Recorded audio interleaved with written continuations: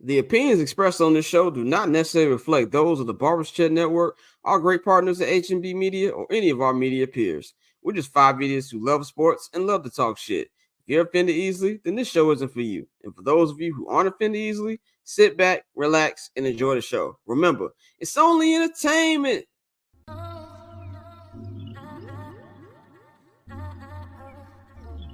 So cool. Triple double hat trick, I know the code too. Ice trade, go for trade, yeah we cold too. Getting paper on these player haters, old news. Money on the other line, so I'm not gonna hold you. Money on the other line, so I'm not gonna hold you.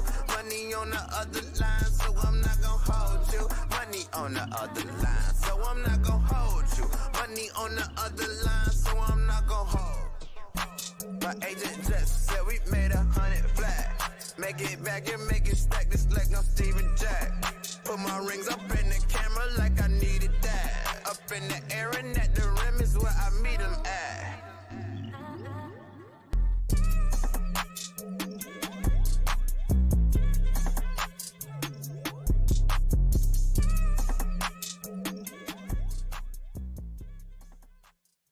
Before we start the show, we want to thank our sponsors, Pillars.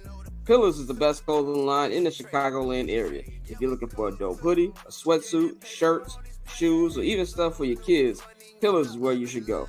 You can visit any of their 4 store locations in the Chicagoland area or visit pillarsclub.co and order online. Yo, what is going on, ladies and gentlemen? It is your boy, Scott. You know to follow me on Twitter and Instagram at BarberChairScott. You can follow the Barbers Chair Network at BarbersChairNet on Twitter and Instagram. Follow this great media company that you're watching the show on, H&B Media TV at H&B Media TV on Twitter and at H&B Media on Instagram. And, of course, follow our sponsors, Pillars. You can visit pillarsclub.co. Get all your clothes, all your gear you need to get on the website, or you can go to their Instagram at pillars_club or visit any of their 3 now locations in the Chicagoland area. It is Friday, March 15th, 2024. While you are there, like, subscribe, leave a comment, even if you want to call us fucking idiots, whatever you want to do. We appreciate y'all for tuning in, man. It has been 10 days since we have done an episode of this show. We're working on something very dope at Barbers Chat Network and with I'm Not Gonna Hold You. Details that will come when it is closer to unveil. So that's what the delay was, but we've got a packed show for y'all. Shout out to everybody watching, man. We got a lot of people watching here today. A lot of y'all excited to see what we're gonna talk about. Big Bears news. Keenan Allen is a Bear. You know, Justin Fields, could he be heading to the Pittsburgh Steelers? Could he be staying back in Chicago? We don't know. Well, we do fucking know, but for my co-host's sake, I'm gonna act like we don't know. But we know what's gonna happen. We got that on deck. We got JR Bang here. Dante's here. The homie Mikey will be joining us in about 30 minutes.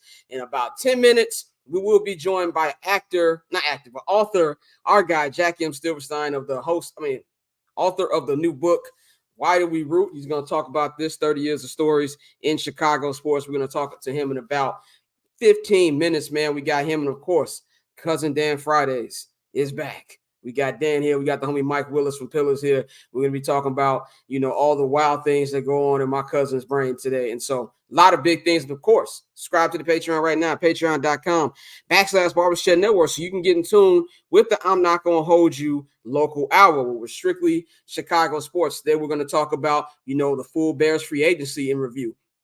How did that look? What are going to be the new expectations if and when Caleb Williams does get drafted in a couple weeks? Where do the Bears go from Justin? Are they going to release him? Are they going to keep him in the same, locker room as Caleb Williams? Could he be heading to Steel City? I don't know. Kenny Pickett got traded today. They have no backup quarterback. Could it be that? We'll be talking about that. What are the Bears going to do with the number 9th pick? What about the new stadium? And, of course, we got some White Sox news with Dylan Cease getting traded to the San Diego Padres. So me, Dante, Bang, and Mikey will be talking about that in the Patreon exclusive hour, man. So shout out to everybody. Let's start off with my sound off before I bring my esteemed co-host in here, man. My sound off today is about a crazy 24 hours in the Bears world, man. This time yesterday, I was upset. And I think most Bears fans were upset as we were watching all of the different wide receivers and defensive linemen go off the board in free agency, wondering what the fuck was going to happen.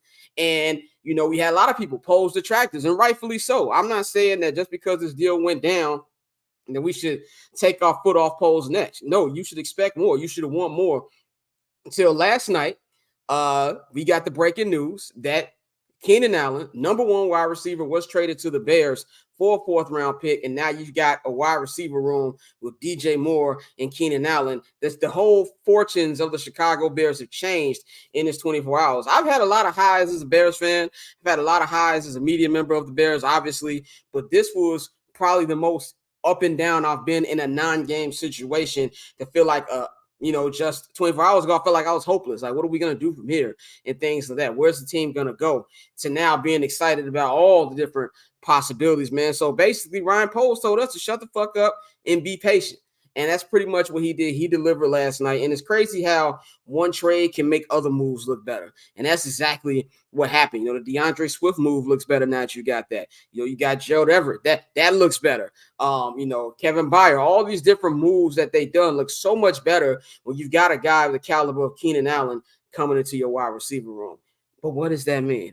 And that's when we're going to bring in my co-host here, man. We got the one and only JR Bang. You can follow JR Bang and @JR Bang on all social media platforms.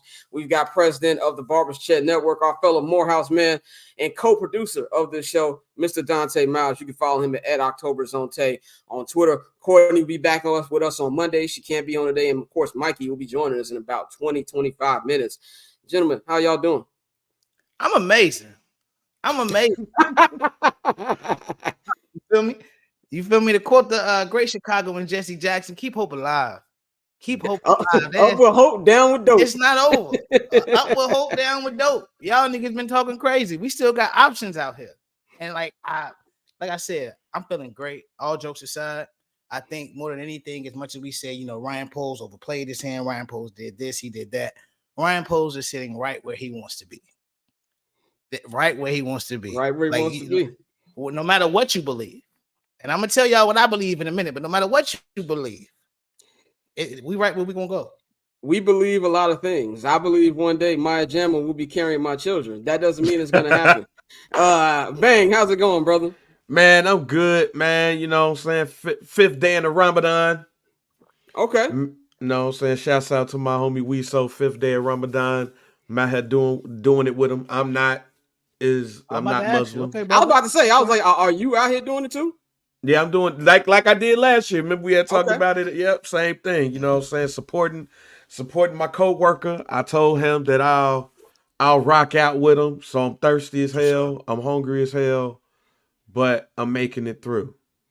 We are going to talk about Keenan Allen in just a minute, but we're gonna start off with our guest, man. We're gonna start off with our guest. Shout out to everybody. We got a lot of people watching, man. We've been hyping this bitch up, so we appreciate y'all. You know what I'm saying? We will not disappoint. If anybody has seen, everybody said I turned heel, nigga. Well, Hunter Hearst Helmsley is here today, motherfucker. Like I'm going full Triple H in 1999. You know Scott Levesque.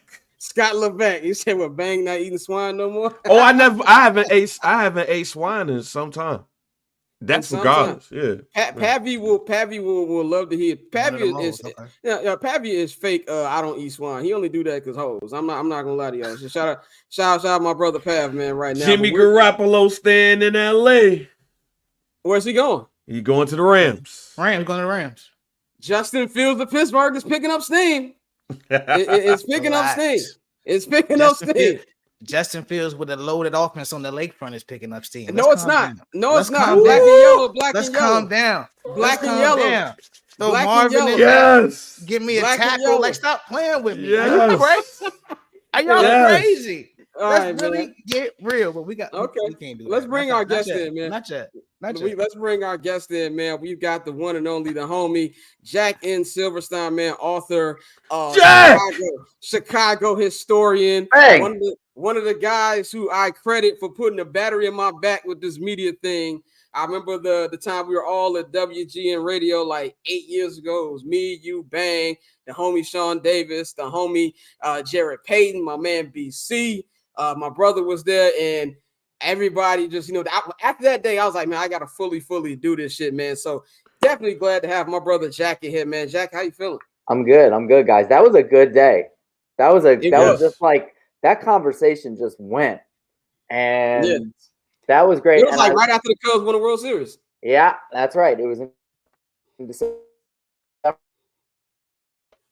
and I love that picture. You guys are all in. Yeah. Can you hear me? Yeah, we can hear you now. Yeah, you good. All right. Yeah, so yeah, man, but let's just get right into it, man. You got a new book out right here, man. By the way, shout out to you for giving me the first copy. One of the first copies. There you go. Man. We talked a lot before the book came out. You know what I'm saying? Definitely appreciate the shout out. It's the first time I've been shouted out in a book. So I definitely appreciate that, man. Let's just get right into it, bro. Like, what was the process? I know you've written a lot of things. You've had a lot of, Chicago sports, things. One thing I love is when there's something big that happens in Chicago sports, Jack's got a thread for you. Jack's got a thread for you with information. Tell us what was the process into why you wanted to make the book While We Root and how that process went. In 2005, I started working on a book called The Year in the Life of a Chicago Sports Fan. And the idea was that all sports books, they cover a season, but I wanted to cover a calendar year to show how your teams kind of intersect and how when one team is doing well, that can pick up the slack emotionally for when one team is not doing well. And I picked 2005 just randomly, just because that was when I had the idea. And we came into that year. The Bulls they had started 0-9. They weren't quite a playoff team yet. The Illini were undefeated, but they weren't quite the story of the year. And all of a sudden you got the Bulls go back to the playoffs for the first time since Jordan and Pippen. The Illini go almost undefeated and obviously almost national champs. The Cubs had a down year, although Derek Lee fought for the Triple Crown, but the White Sox, obviously, they go wire to wire. They have one of the great seasons in Major League Baseball history. And then the Bears went back to the playoffs. It was a really cool season. I loved it. I wrote this diary type book, and nothing came of it. But my dear friend Ben Schwartz and I went out to Wrigley in the first week of January of 2009 to take that picture. And Ben did the Photoshop of the marquee. And I didn't do anything with that, but I said, save all the files because this picture sums up something important. And I want, and it's a wonderful cover, and I will figure out a book to go with it. So fast forward 2020, I announced the book 6 Rings on the 90s Bulls, which I'm still working on.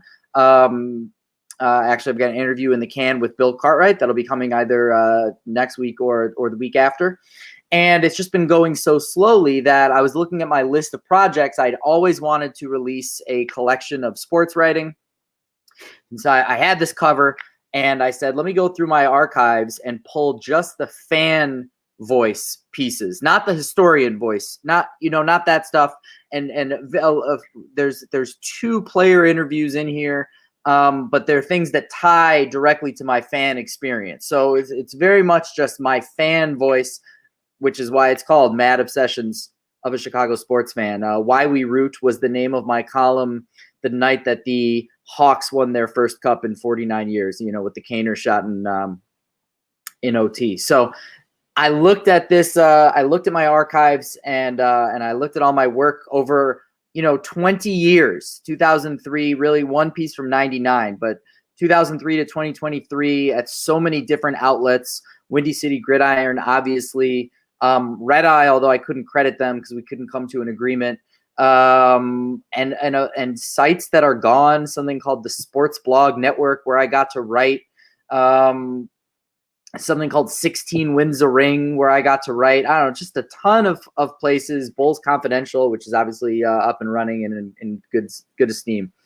But yeah, it was really cool to see my whole career laid out that way and to dive back into those obsessions that we all have. Definitely.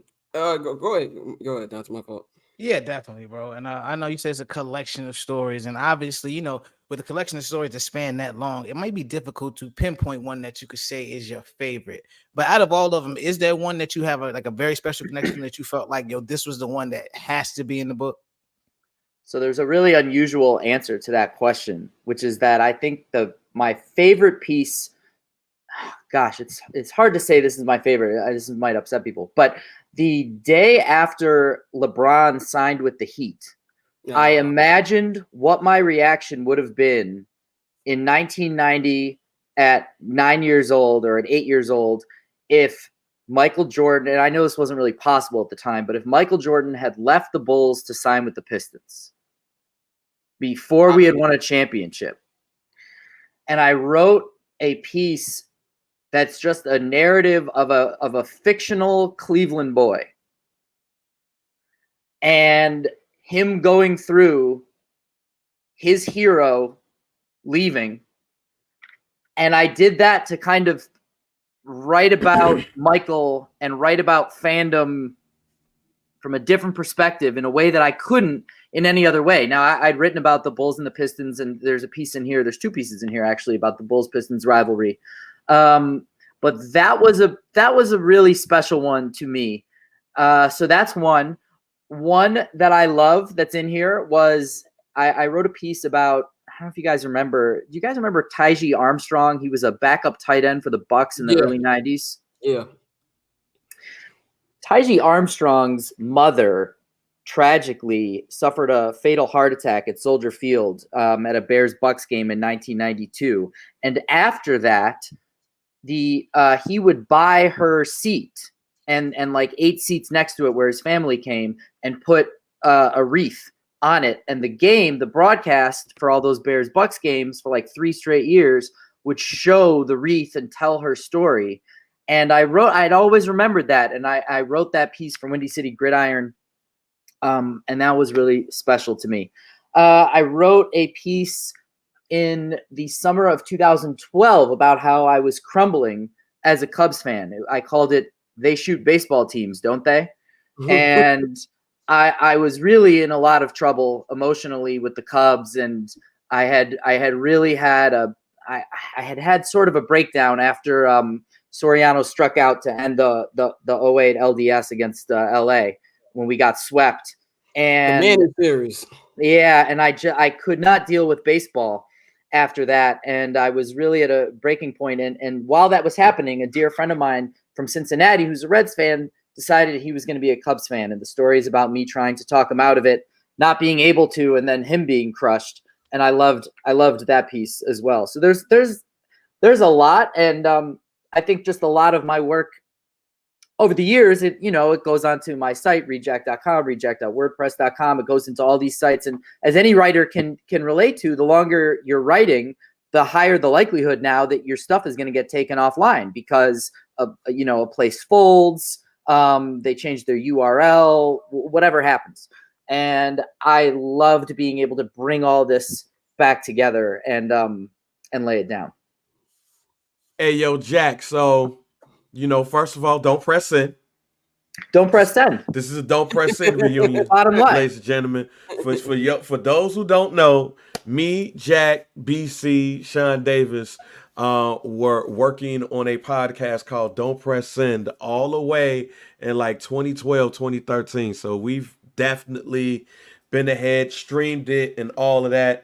And we need a Don't Press Send reunion. Just I agree. Want to throw that out and there. Shout out to Chuck Swirsky, who came out to shoot with us. Oh, I was there that day. Yeah, yes, you was. Me and Pappy came. That's Yeah, Don't Press Send reunion.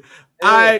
Now, of course, we're talking about the book, and the book revolves around just being a Chicago fan. So as a fan of all Chicago sports, what is your opinion on the state of Chicago sports right now? It's bad. It's ugly. And I was talking with Mario Smith. I was on his show last week, and he's sitting there wearing an Orioles hat. And I said to him, I was like, golly, like, you're sitting here in an Orioles hat. Scott and Lawrence are taking auditions for other fans. Ain't no auditions. I'm fully in Chavez Ravine right now. Los Doyers. Let's go, Mookie. Yeah, it's Let's go, Dodgers. That's what we at over here. So it's frustrating, and it doesn't seem like that long ago that a lot of things were looking up. You know, no one expected that the Cubs would not win again. No one expected that the White Sox would peak so early. I think that obviously we got the most out of that Hawks run. You know, maybe you could get a fourth somewhere, but 3 cups is I'm not complaining. But then the way that kind of cratered, and for a lot of reasons. And then obviously the Bears, and the Bears obviously being the one team that binds the city. I always say that Chicago sports fandom is the Bears plus one baseball team plus one United Center team.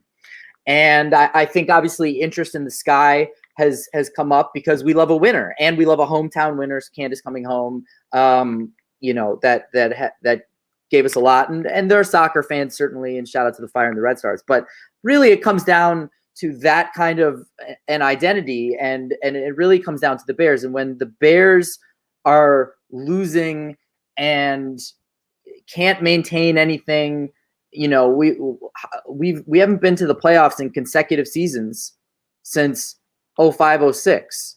Yeah. And before that, we hadn't been to the playoffs in consecutive seasons since 90-91.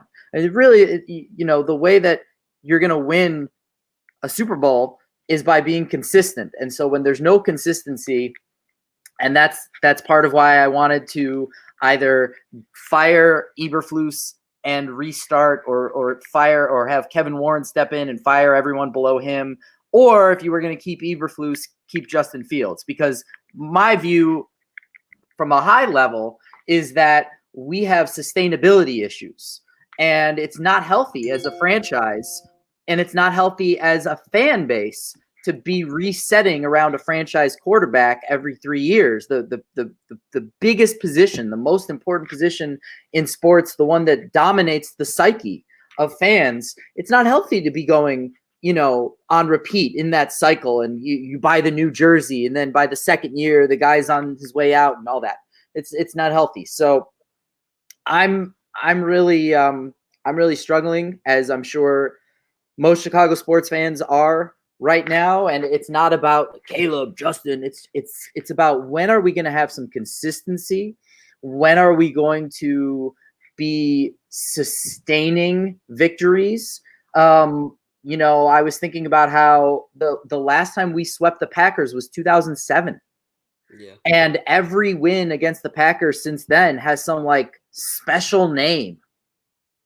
This is also true. Like, they just beat us. They just beat us and beat us and beat us. They don't have some special celebration when they think about, like, oh, you remember that one lucky day in 2013 when Rodgers got hurt and Seneca Wallace came? Like, they don't have all that bullshit. They just are like, yeah, we beat the Bears. So it's this continued problem with the Bears that then filters down to our emotions with all these other teams, where we're already splintered because no one's equally Cubs Sox, no one's equally Bulls Hawks, etc.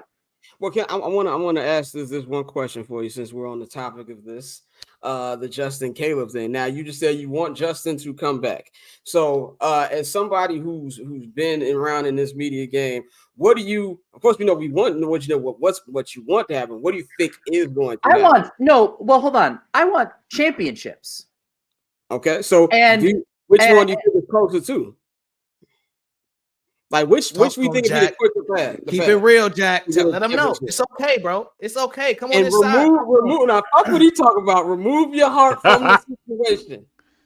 Remove your heart from the situation. Which do you think? Probably Williams. He's a better prospect, and you know it never hurts to go younger and cheaper. But my issue is with the repeating problem of going with, and I know people can say, well, Eberflus, he's coming in for 2 years now. Yeah, let's pump the brakes on that. I'll believe it. I'll believe it when I see it. We're looking at the fourth time now where we were Jerron and Rex in 2003, and then Fox and Mitch in 2017, and then Nagy and Fields in 2021, and now what? Eberflus and Williams, let's say, in 2024, that's no way of doing business. I mean, this should have all ended after 2020. They should have fired Pace, fired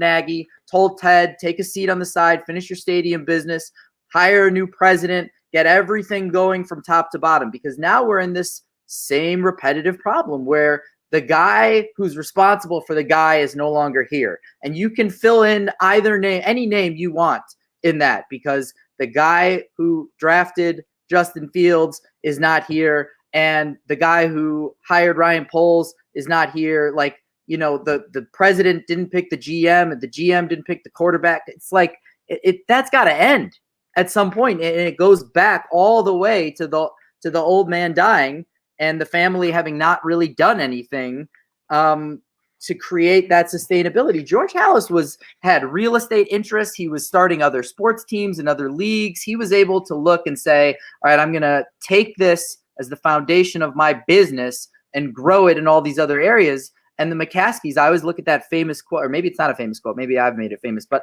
I always look at that great quote from Virginia in 1998 that she said floated around her family. She said, we are either the rich McCaskies or we are the McCaskies who owned the Bears. We are not the rich McCaskies who own the Bears. Well, why the hell not?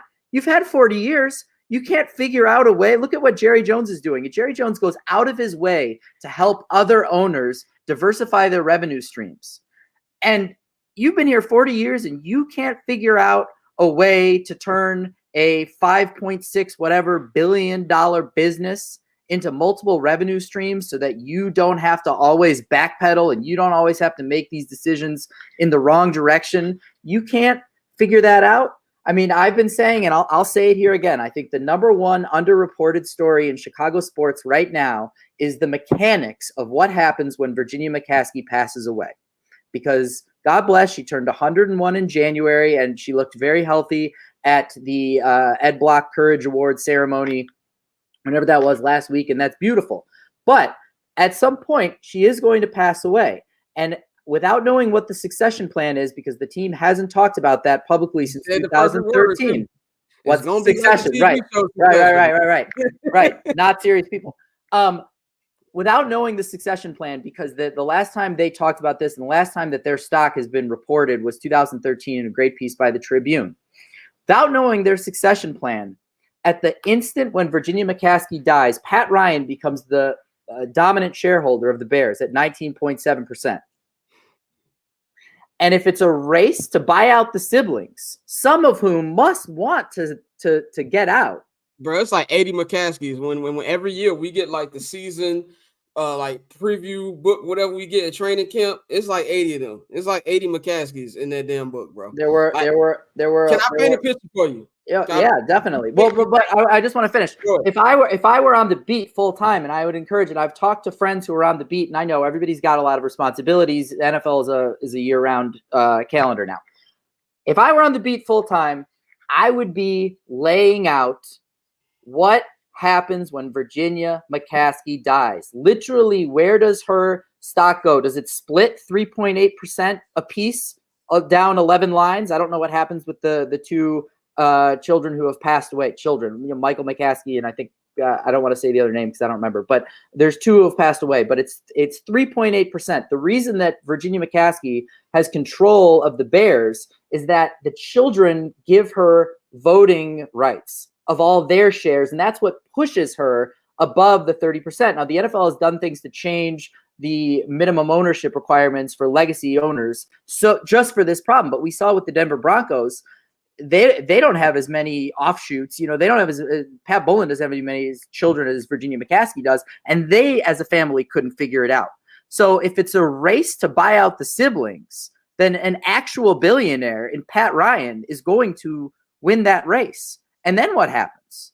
I would love for someone to pick up that thread and figure out the specifics of what happens when Virginia McCaskey passes away. If it's tomorrow, if it's in 5 years, it's coming. She's 101. There's SEO value in that. There's SEO value. That's a good point in that. They will throw my black ass out like Jazz and Fresh Prince if I try to find that out. But I'm going to paint a picture for you. We're going to close it up with this. Get you out of here with this. You paint pictures with your words. I'm going to paint a picture for you. As I know, as Bang said on the Patreon show, we did a Patreon show on Wednesday, me, Bang, and homie Herb Howard. Chicago sports fans are naturally, what'd you say, pessimistic, Bang? Was that the word you used? Skeptical. I'm going to paint a world for you. The Bears just won a division. It's loud in Soldier Field. Motherfucking Caleb Williams was threw for his third touchdown. They won 11 games. We're getting ready for the playoffs, and things are looking well. DJ Moore is dominating. Keenan Allen is dominating. Defense is playing well. And not only do you have your franchise quarterback, a great machine over him, you got money to spend going forward and more draft capital. That, to me, is a world I want to paint for Bears fans. Yeah. How does that sound to you?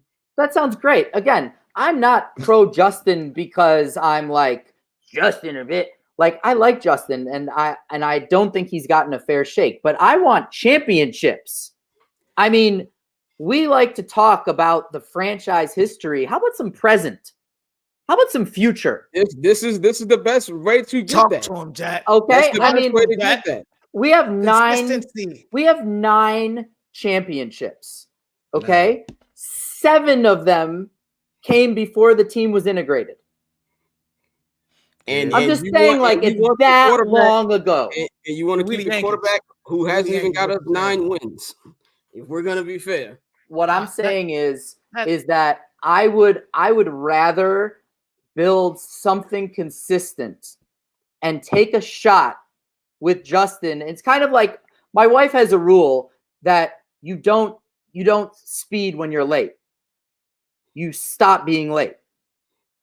You know, like, we don't go back to the house to go get something. It's like, no, you screwed up. We go and we deal with the fallout afterward. That's what I'm saying. I'm saying eventually these patterns of behavior have to stop. And I would rather they stop now and see what we can get for the one and see what a new offensive coordinator can do with Justin, who is as responsible for anything good that people like to chalk up to Matt Eberflus. They're like, well, he didn't lose the team after a 14-game losing streak. Well, why the fuck had we lost 14 games in a row? By the way, I'm not pushing the Eberflus train, by the way. Right. And so we should have fired him, but we didn't. So I would say keep Justin and build from there. But fine, I'm a reasonable man. Caleb Williams might be too great. And fine, if you draft him, then fine. Now your new journey starts. But, like, start doing things in a way that makes sense. That's what I'm saying. I would like to do things in a way that makes sense. I think these last couple have made sense. I got a rule too. It's called there's a difference between a Chrysler 300 and a Phantom. When the motherfuckers pull up, that's my rule, and that's Cat Williams' rule. And I see a Chrysler 300, and I see a goddamn Phantom. I'm gonna know it's the Phantom. You don't know. I know it's the Phantom. Well, I know. I tell you what I do know. I do know. The car we got now ain't got no fucking miles on that. And Jack, I said this before everybody got on. So I'm saying it now because he playing. And it go about 5-10 miles. Look at the heel turn. Look at the energy, the way they switched. If you remember, Jack, time out. If you remember when it first started, everybody was like, you know what? No matter what decision we make, we good. If we stay with Justin, we all right. We can win. If we leave, we got Caleb. Now all of a sudden, we need Caleb because Justin ain't shit. That's crazy to me. Hey, look, I ain't say Justin. You literally just said the man was a poop putt that won't start up. Hey, and you see a fan. We gotta keep a buck. We're gonna get into this in a minute, man. Hey, Scott, Zach, I just want to ask you, when you grabbed the book, because you had seen the cover, because I'd been sending to you as a book, holding it. What stood out to you? What do you like about it? I mean, because I'm enmeshed, like I'm way in the deep end. First of all, I love any books that got. It sounds very remedial, but books that have like pictures inside of different shit. I know it sounds remedial. I know it do. I know it really do. Sometimes I have the attention span of a 5-year-old when it comes to. This Mark say, yo, I like the pictures. I selected those pictures.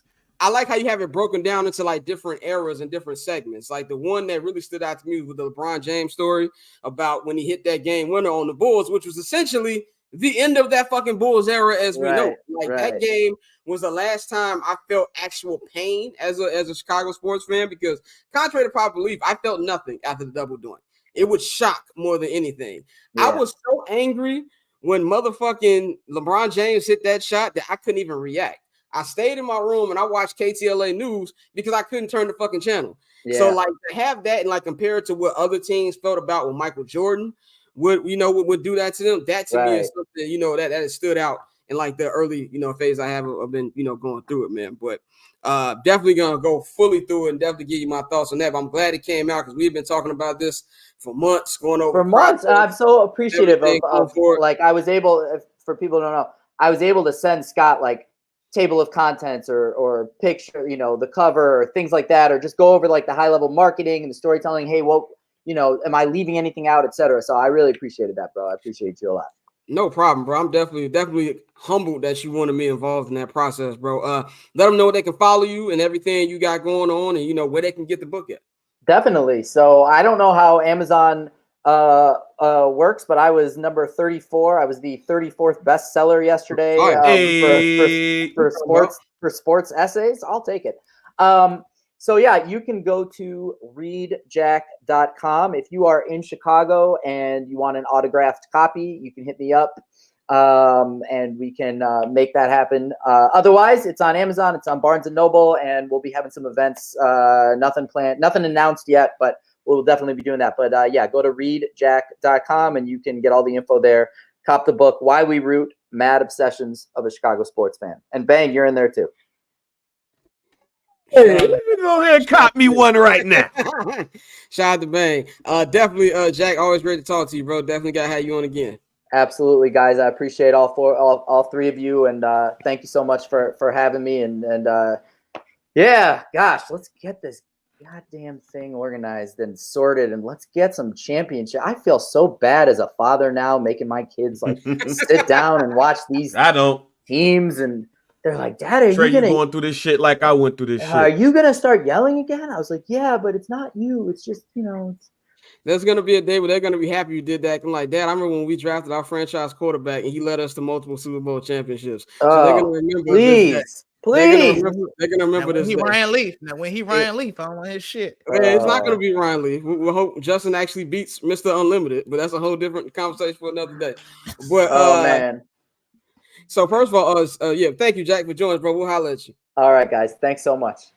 J.R. Reed in the South. I hope y'all get Caleb and get hurt in first play Rodgers. First of all, what the fuck that I don't know if you're a Packers fan or anything. That's the homie, man. Block him. That's the homie. Don't block the homie, man. Don't block the homie. That's the homie. That's the homie. Bang. Hold on, wait. Bang. Is that another employee he got to fire? That's not employee. That's not employee, though. It's not employee. I don't even want Caleb, and that's crazy. We ain't got to do all that. We got the homie Mikey here, man. Mikey, what is going on, brother? What's the word, man? I missed y'all, dog. We back. I'm glad we got everybody on here, man. It's been a minute. I'm ready to get back onto some bullshit. Well, this the day. This the day. Yeah. This the day, brother. This we gonna do, man. So I need to call the lane right now. I'm calling ISO. I'm calling ISO. All right, man. Scotty. I want to have a come to Jesus moment with shout out to Jack. We're not gonna block you, bro. We was talking shit. We're not gonna block you. We appreciate you. I'm not gonna lie. I laughed when Rodgers got hurt. I ain't shit either, nigga. Like I should have laughed more if I'd known how more people. No, I did. Yeah, you know what I'm saying. Shout out to everybody in the room. Shout out to all y'all watching on all the streams. Got a lot of people watching, but kind of have to come to Jesus for Bears fans, Bears Twitter. I'm gonna say Bears Twitter. I'm not gonna say Bears fans because I am not going to. What's the word I'm looking for? I'm not going to say that all Bears fans are like the things that we see on Bears Twitter. I think Bears Twitter is a very small, select representation of what Chicago Bears fans are. And I feel like I have to say this because I'm going to get my Stephen A on. I love Justin Fields, man. I am a big Justin Fields fan. And only black quarterback you like. Okay, let's cut the shit. All right, I love Patrick Mahomes too. You know what I'm saying? Like, I don't like. There's not any black quarterbacks. Like, whatever. Anyway, we're not gonna go through this for the millionth fucking time. But anyway, I want him to go to Pittsburgh because as far as first of all, there's not a lot of places left. Let's be real about that. The Rams just signed Jimmy Garoppolo, so that's one off it. This is the only place when you hear Ryan Poles talk about doing right by Justin Fields, he has a legit shot to start there. Now he doesn't have to by Justin Fields either. As a businessman, as general manager, the only thing he has to do right by is the Chicago Bears. Now, this is what I want to say. And we kind of went into this a little bit on Wednesday on I'm not going to hold you halftime. But look, man, it's time to have a come to Jesus moment. There's a difference between what you want and what's going to happen. You know what I'm saying? Like, Bears fans right now are living in the technical aspect, which I feel you. Whatever you want to hold on to, well. Yeah, technically, Ryan Poles has not come up and said, we are going to trade Justin Fields. We are going to draft Caleb Williams. He has not said those words. He will not say those words until either Justin gets traded or Caleb Williams is actually called by Roger Goodell on April 25th in Detroit. That's not going to happen. Number two, Bears Twitter out there, and I'm not going to say no names, but there's a couple of you motherfuckers out there who want to disrespect the media because we're not telling you shit that you want to hear. You want to hear us say that there's a 50-50 shot of this happening. It's not. It's not. Is it 100% that Caleb Williams is going to be here? No, it's not 100%. It's about 95. It's about 95. Now, we're going to get into technicals. Bears media, they're not talking to anybody. I've seen some Bears media shooting at some of the homies over at CHGO, shooting at Bragg, shooting at Adam Hogue, shooting at different people. People saying Adam Johns don't know anything. People always love shitting on Dan Reeder and Brad Biggs and, people saying, I don't know what the fuck you're talking about. I said I wasn't going to do this today. Bang, I told you I wasn't going to do it, but I'm going to do it. We got to, after a while, niggas got to start being real with themselves. When I go up to Hallis Hall, security tells me, Mr. Lewis, you can park over here. If you go up to Hallis Hall right now, they call the goddamn Lakefront Police, Lake Forest Police. So let's have some fucking respect. Am I sitting up here saying that people are telling me this? No, nobody has hit my line or text me and tell me for sure the Bears are taking Caleb Williams and they're trading Justin Fields. That has not been told to me 100%. But there's also key words. There's things you hear from trusted sources. And one thing you also got to know, just because people hear something doesn't mean just because, y'all wasn't up on the Keenan Allen thing. Y'all wasn't up on Kevin Byard being, Happy said shit on Cap. Hey, man, we talked shit about Cap 2 weeks ago. We said Cap was out of line on this show 3 weeks ago when he said that Justin was a coward. And we said that was uncalled for. We said that last week. We had John the Hood up here a couple weeks ago. We talked about that in general. So I'm not excluding anybody from the situation. I'm just saying we need to live in a little world called reality. Now, when you have things going on, you say Ian Rappaport said, they're not shopping him. First, be very clear. Ian Rappaport and Adam Schefter are getting things from what Ryan Post want them to know. The previous weeks leading up that, they also said the Bears are going to trade Justin Fields. That was all of the talk of the combine. That was all the talk from all these different media sources. So when they said that, it was, we don't trust what they know. But then when he says this, now all of a sudden you believe them. Is it Uchiwali or is it one Mike? I just want to know which one are we believing. Is the evaluation completed of Caleb Williams? No, it's not 100% complete. They still have to do things like have the pro day, which is on Wednesday, and also host him at Hallis Hall for his top 30 visit, which is probably going to happen a couple days after. So, yeah, it's not 100%, but it's like on the fucking 5-yard line. Which y'all, I use this comparison on Wednesday, and I'm going to use it again. Bears fans, not all of them, some Bears fans are like the woman who's getting cheated on. And she's got all the signs that she's getting cheated on. Nigga not responding to a text. He's being short. All of a sudden, he got work to do. And you have all the signs, but because you don't see the nigga actually fucking her in front of you, you want to act like that shit's not going on. It's going to happen. And I'm going to play devil's advocate for a little bit too. I know Dante is going to do that in a minute as well. Let's just say the medicals don't look well. Let's just say, that they don't like what they heard and they're going to have him in like Chicago cut or some shit. Okay, cool. They're still going to draft a quarterback. Do you want to live in a world with Drake May as your quarterback? Do you want to live in a world where Jaden Daniels is your quarterback? I wouldn't mind that one. Okay. You don't want that. He said, as long shout out everybody in the chat. As long as I got the 5% hope. Hey man, I'm with you, bro. As long as there's a shot, I'm with you. I don't even have a problem with you hoping it happens. I have a problem with people out there trying to discredit people who are actually in the know about what shit is going down and using the technicality bullshit because you feel like you know things and going on the media don't know this, media don't know that. Okay, media don't know everything, but guess what? They know more than you. That's more than who they know. So stay in your place, be a fan, and shut the fuck up. That's my point. With Justin Fields. How is Justin Fields the best? But at the end of the day, you got to wake up and smell the fucking roses, man. That's all I'm saying. So I'm going to open up the floor to the rest of my cohorts here, and then we'll actually get into the Keenan Allen trade. The thoughts and views expressed by the light-skinned nigga in the top corner of this box does not reflect what everybody feels here. Y'all ain't got to shut the fuck up. That's reality. Tell them what it is, bro. That's hey man, we need y'all to talk. Keep we talking. need y'all to talk. I need y'all to realize. I need y'all to realize, like I said before we got on here, it's crazy how we went from saying you can't wear a Colorado hoodie, Coach Prime when Coach Prime with Jesus don't do that. God know my heart. But no, it's amazing how we've gone from saying we good either way to saying no, there is no way we can keep Justin Fields. You just added Keenan Allen, and now you're telling me we have arguably one of the best, if not the best, 1-2 wide receiver punch in the league. You added DeAndre Swift. Now you have a speed back. You can still add to your offensive line. You have the potential to get more draft picks and still set yourself up to load up for years to come. So worst case scenario, if Justin isn't what you want him to be, you can go get a vet or you can go do something else, but you'll still have a team that's loaded with talent. And I know people want to sit here and say, we don't want to be the 49ers. Listen to me.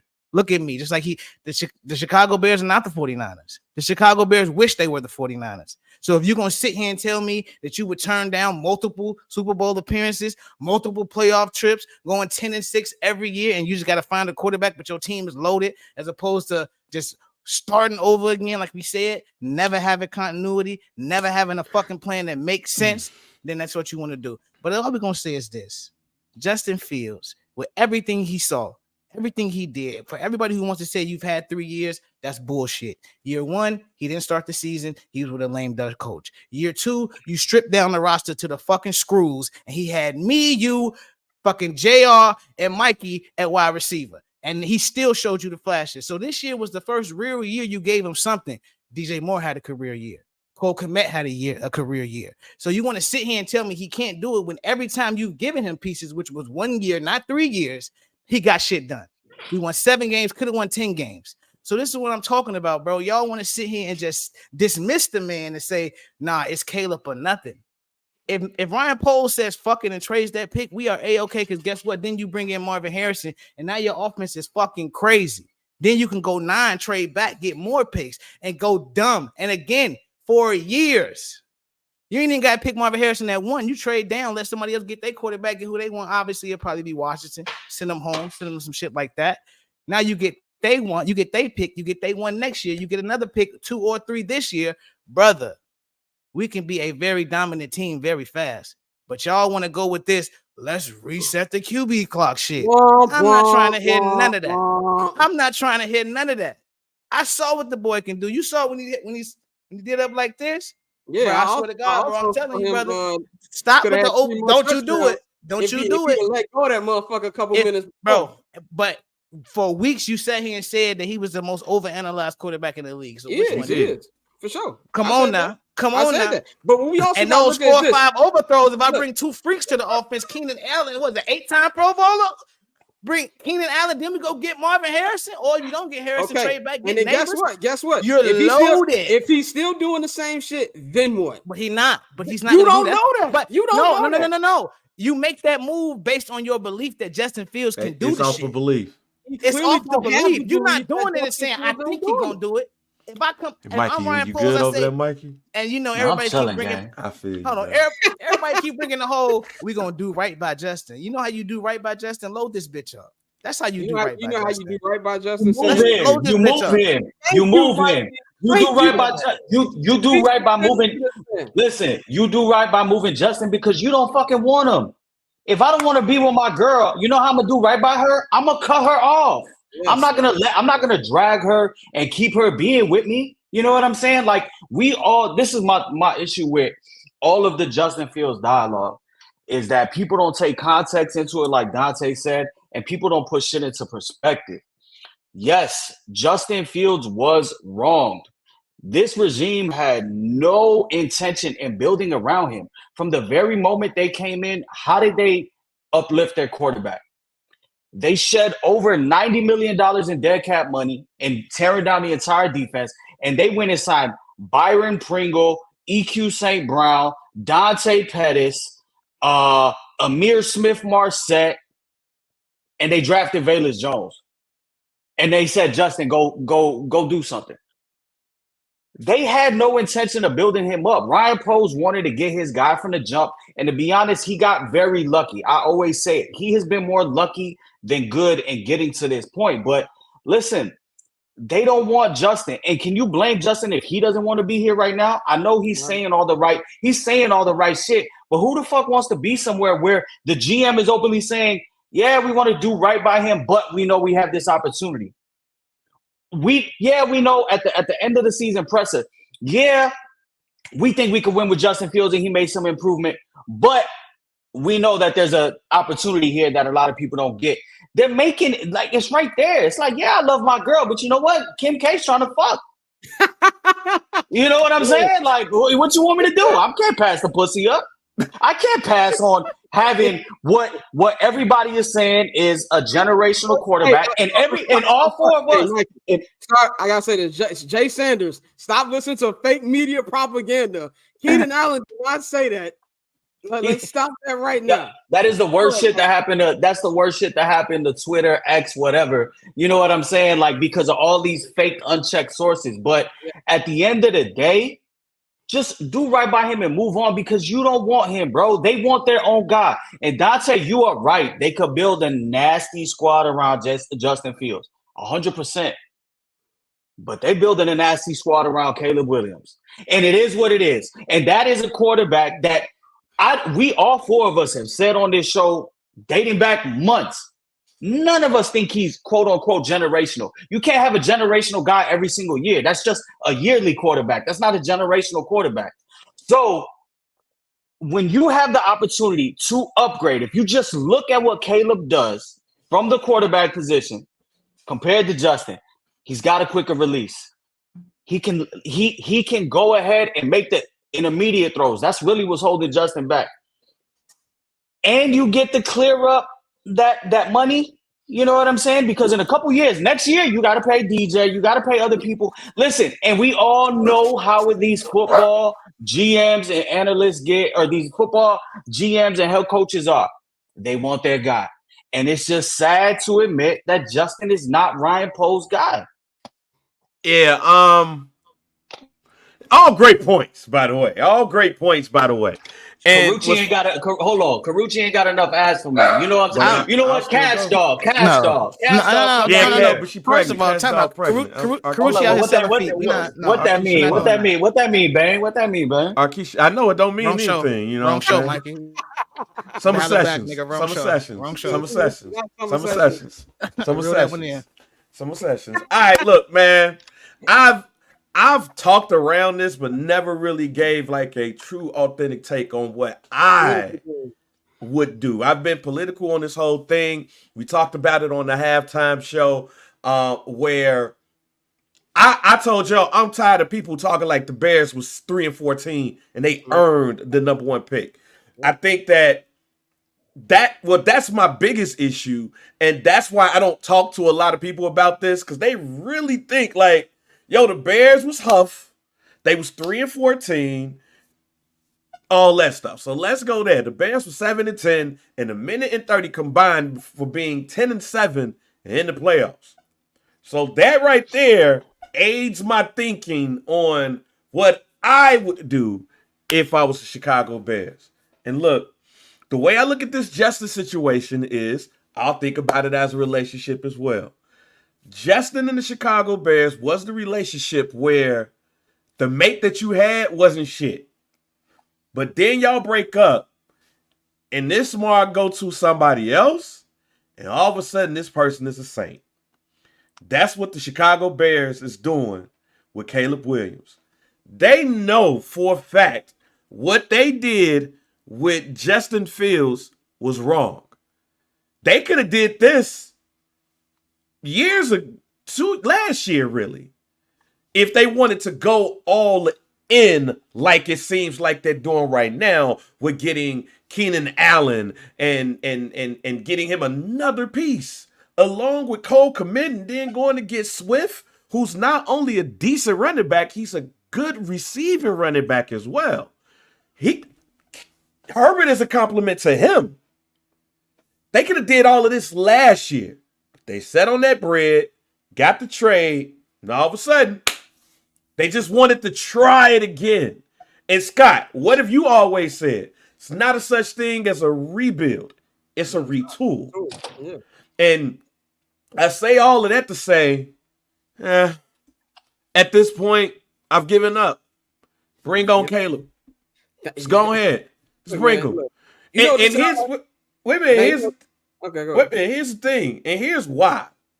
If I feel like Caleb is just as good as Justin, which I think he is, I think Caleb is not only just as good, he might be slightly ahead because he could get the ball off a bit faster. If I believe that to be so, there's no reason for me to bring Justin Fields back, especially if I dogged that person the whole entire time they was there. I'm going to do all of this shit and then bring him back? I'm with Mikey. I think it's best for Justin to leave the Chicago Bears because the Chicago Bears did that man wrong the whole entire time he was here. So I'm going to bring him back like a hit dog all of a sudden because I got Keenan Allen? Nah, I truly believe that for Justin, it's best for him to go somewhere else. I actually hope Justin goes to a winning organization where he could just sit a little bit, learn a little bit, and then either get traded to somebody else or just take over for that team. I don't think Justin needs to be here. Now, Caleb, if the Bears have seemed like they have learned from their mistakes, and now with DJ Moore, they got Keenan Allen. With Keenan Allen, you also got Cole Kmet. You got DeAndre Swift in the background. You know what I'm saying? You got all of that. You can still upgrade on the offensive line through the draft if you like to, because it's probably going to be 4 quarterbacks and 3 wide receivers going out on the first 9 picks. So go get that tackle if you think he's going to be good enough to block for this man better than Braxton Jones. No matter what, this is not I feel like Justin should be with the Bears thing. No, it's none of that. All this is y'all basically shitted on that man and hurt that man's career. And all of a sudden, I'm going to bring him back? Nah. Also, the money part too. The money part, you can't discount that because now you can load up even more if, again, you believe that Caleb is just as good as Justin. I'm not saying that Caleb is a generational quarterback. I'm not. But I do believe that Caleb Williams is going to be a good quarterback in this league, just as well as I think Justin is going to be a good quarterback in this league. But if I'm going to say y'all can't look at the Bears and act like they was 3-14, they was 7-10, I can also look and say that coming in, that Caleb Williams is going to come into a different situation, the best situation in the last 5 years for a number 1 pick. I can't miss out on that, but also, along with that is Justin needs to be in the place where he's going to get taken care of. Man. He ain't been taken care of here. So let's go. Can I say this? I just want to say this. When you just named out all the different reasons about them, him doing differently and not setting him up. You know what this sounds like? It's like when a nigga leave a woman and he had like an actual family with her. Well, I did those things too. I did that. Well, sometimes the game is a game. You wasn't you wasn't the one. It's just that simple. And this has nothing to go ahead. I know we don't want to spend our show on this, but we got to dive deeper into this because we say the whole doing wrong by him for 3 years, but we just acknowledge that year 1, Ryan Poles wasn't there. Oh, I acknowledge. Year 2, but no, I'm just saying. I said the Bears, not just Poles and Pace. But this is why I have to say Ryan Poles because again, I trust in Ryan Poles' vision, and I've said that for now 2 years straight. So 3 years aside with Justin Fields, Ryan Poles has had 2 years with him. And Ryan Poles is like the nigga who's a stepfather who come in and say, I ain't the daddy, I'm the daddy that stepped up. And year 1, he ripped it down. I got you the number 1 pick and the number 1 wide receiver. You had your best year. Your wide receiver and your tight end had their best year ever. You were 7-10 and you were 3/4 quarters away from having a 10-win season. Yes. I acknowledge that. Hold on. But now we saying if I'm Ryan Poles, okay, how can I help you even more? Let's fire the bum ass offensive coordinator and bring in a whole team of niggas who gonna get you right. Let's go get Keenan Allen. Let's go draft another receiver. Let's go get another tackle. That's like what we keep talking about Ryan Poles. No. I'm saying don't get and let's be clear. Obviously, I'm being passionate about this, but I agree with y'all in the sense that if we get Caleb, we're gonna be straight. I'm not denying that. We gonna be but straight. my issue is this: Justin Fields, if you keep him, the man is gonna be a fucking problem with everything you know around him. You do, but this is my thing. Hey, I agree with you. I do agree with you on that. Yeah, but what has but take away the love that we have for Justin. Take away listen. Take everything away. Like we're really going crazy about somebody who is 29th in the league in completion percentage versus man, 33rd in the league in completion percentage versus zone. You're only 32 starting fucking quarterbacks. You're talking about a bottom 3 passing quarterback. Like, and we all fuck with Justin, but like enough is enough. The same way the defense blew the game, there was definitely plays to be made on the field where Justin was either a tick too late or, like you said, his talent around him. But it's not even to go past what Bang said. They don't think Caleb Williams is just as good as Justin. They think he's better. Yeah, and he's cheaper, and he's their guy that they have saw. They've been scouting this motherfucker for over. They just start scouting him. Orlando, I know they don't cover USC football and whatever bando you in right now, but them niggas defense wasn't shit. They had the worst defense I've ever seen watching the college football game. Let me say that. Hey, real quick, Tay. Well, actually, both of you, Mikey, Dante, I agree with both of you all. What I'm saying is that I believe that they're just as good. Like, I think both of them are good quarterbacks. So if you were to trade that number 1 pick and you were to load up, or if you were to keep it, I think we're going to be fine regardless. What I'm saying is that, hey, man, just go ahead and drop the Erykah Badu next lifetime. This is literally what this is. This is next lifetime Erykah Badu. If the situation was different, we know we would not be having this conversation.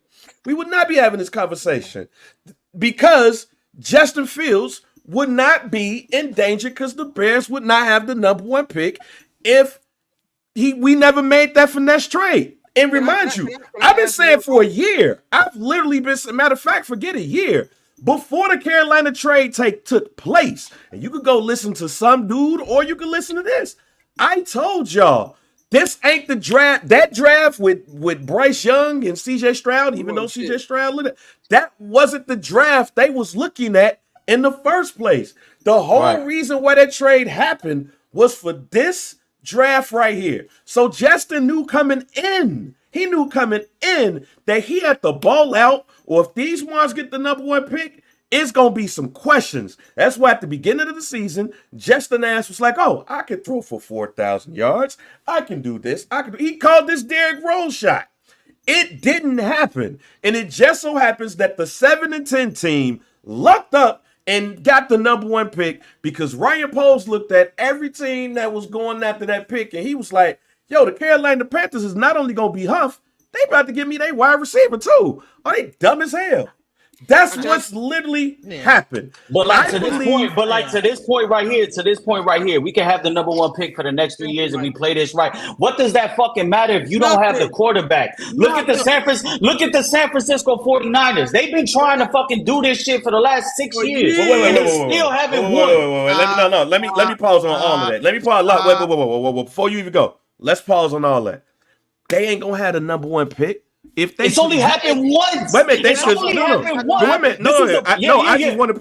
just want to put that in perspective. Shouts out to my homie T. Picks are just draft picks. Not even women. Wait, not even that. Wait, not even that. Not even that. Fam, if they trade the Washington Redskins, Caleb Williams, do y'all realize what the fuck they got over there? Commanders, Commanders.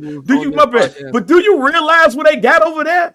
If you put Caleb Williams over there with Scary Terry and them, they gonna be decent too. They not gonna be 3-14 next year. Like nobody's gonna be 3-4. If you want to trade, there's no team that you can trade Caleb Williams to, and they're gonna be 3-14 for the next 3 seasons. You're gonna you're gonna trade their pick back, and then the next couple of years you're gonna be drafting their pick at 16, 17, 20, 25, cool. 27. Cool so yeah, you shouldn't be cool with that. No, you get started in the first round. Let me say this now, because y'all keep wait a minute. I'm just saying that people think that they gonna trade Caleb Williams to like the Commanders, and the Commanders gonna be up. We're not saying that. I don't. That's crazy. But no, I'm gonna say this, and I'm gonna stop. I also think it's wild as fuck how we suddenly just discredit all the shit he does outside of the pocket. Like, ain't nobody I didn't discredit. The man Mikey just went to 27, 29. Even though we just said 2 out of the 3 years he had motherfuckers off 87 playing wide receiver for him. We keep what that got to do with his processing? What does that got to do with his? What that got to do? How many times? Hold on. How many times did we see motherfuckers say, "Wait, what are they running? Why are the receivers in the same spot?" Don't get me wrong. Some of it is him too. I agree with that. But what I'm saying is, if you put the motherfucking pieces around him and you got the new scheme, we gonna go crazy. Tay, I was the only Tay, I was the only nigga on here when CJ Stroud got drafted. Was like, yo, I think they're going to actually be decent. Niggas like, who he throwing to? Take Dale Small last? I was the only one. CJ Stroud made them wide receivers better. DJ Moore, you didn't need to make better. But you look at everybody else was tough. So while I agree with you to a point, the context is that if you are a great quarterback make wide receivers better. And that rushing stat is actually kind of false right there because it was Justin that was running the ball and doing that. If you take away Justin in that running game, they're actually 22nd. And that's also part of the problem. He was doing too much. And I'm sorry. As much as I mess with Justin too. And wherever Justin goes, I'm going to be a fan whether he's a backup or not. Justin ass can go ahead to the Birmingham Barons, and I will be a Birmingham Barons fan. I'm sorry. It's time though. And now this person that's in the relationship is a better mate now. If a motherfucker breaking out the pocket for 62-yard touchdowns and 62-yard gains and doing too much, then y'all got it. That's Bring fine. on Caleb. God bless him. I don't care. I don't care. You can throw it, bro. Like, he's not doing it enough, bro. Like, that's the problem we're seeing here. And I'm gonna close it up with this because we still got a shit ton of other shit we got to get into. I'm gonna close it up with this. Am I saying that he's to fully blame? No, if I gotta blame somebody, I'm giving 60 to 70% to blame for the infrastructure. But something that we're not considering, and I was there to watch this shit, he misses out on a lot of guys. And if you're a win of because guy, even if you have a quarterback that may not, a wide receiver that may not be the best, you can make them look better. Prime example, CJ Stroud. Niggas act like CJ Stroud got weapons. We know who the fuck Tank Dell was. Did he start playing with him? He also requested the nigga though. He also I did. So it means I wanted the best to draft Tank Dell.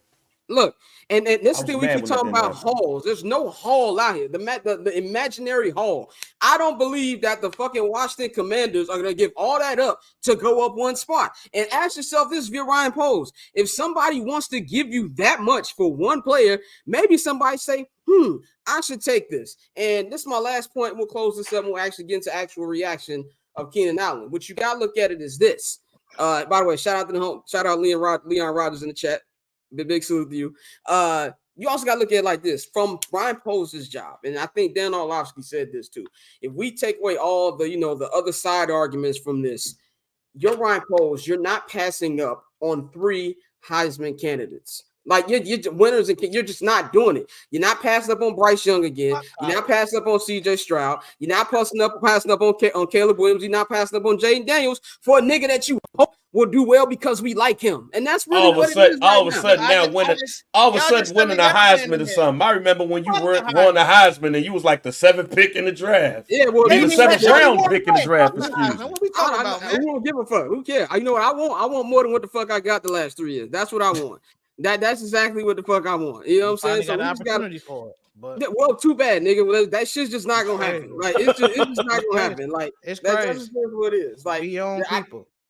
Look, I have no Damn. loyalty to anybody but this team winning the goddamn Hey championship. man, Okay, Cap. Okay, Cap. I would kick my mama out the Bears if I needed to. Good job, guys. Keep up the good work. Keep up the Good good job, work, guys. Good job, guys. Hey man, just go ahead and cue that Erykah Badu, man. We see you next lifetime. Yeah, that's just really why I'm at with it, man. I want better. I want Bears fans to know better. That's all I'm gonna say. But let's move on because we do got a decent amount of stuff to get into before we have Cousin Dan Fridays in about 30 minutes. But let's just quickly before we go to other stuff. Let's talk about the Keenan Allen trade. Keenan Allen actually got traded last night to the Chicago Bears for a 4th round pick from the Los Angeles Chargers. And this was something when it happened. I had to keep refreshing. I didn't know if this was a fake page or something like that. That's pretty much what I got from him. But this is something that 24 hours ago, Bears fans were pissed. What the fuck is Ryan Poles doing? And things like that. We were talking about in the group chat. All of us were upset. Mikey, I know you was upset. We were all everybody was upset. And then now we are feeling a much better position than we are now getting Keenan Allen. Mikey, man, what's your feelings on this actual trade and like what it says to you? About what Ryan Poles is gonna do. Man, I mean, I was shocked because I had told my girl, I was like, all right, no more phone. I put my phone down and we were watching some bullshit fucking movie. And then I was like, you know what, let me get up and put the AC on. And I looked at my phone and right away I got that alert. I think this is Ryan Poles telling you that he's gonna set up his rookie quarterback with everything that he needs. Like we said, the opposite of what they did for Justin Fields. I mean, you add somebody, a multi-time Pro Bowler like Keenan Allen to an already, wide receiver room with DJ Moore, like that's fucking crazy. Like realistically, that is a crazy 1-2 tandem. I think this signals that there might be a trade back, with the number 9 pick. Or that they think maybe the top 3 wide receivers won't be there, at pick 9, and they had to go get somebody. Either way, going ahead and getting in Keenan Allen, I want to see if they do an extension with him because, a 1-year deal, it is a little expensive for $23 million. Maybe if they can go ahead, give him a 2-year deal, reschedule that or restructure that. But, I mean, you can't argue with that because we were talking about it, and I had tweeted it yesterday. That wide receiver room was looking very bad. You were looking at, before I laid down yesterday, it was DJ Moore, Velus Jones, Tyler Scott, and that was it.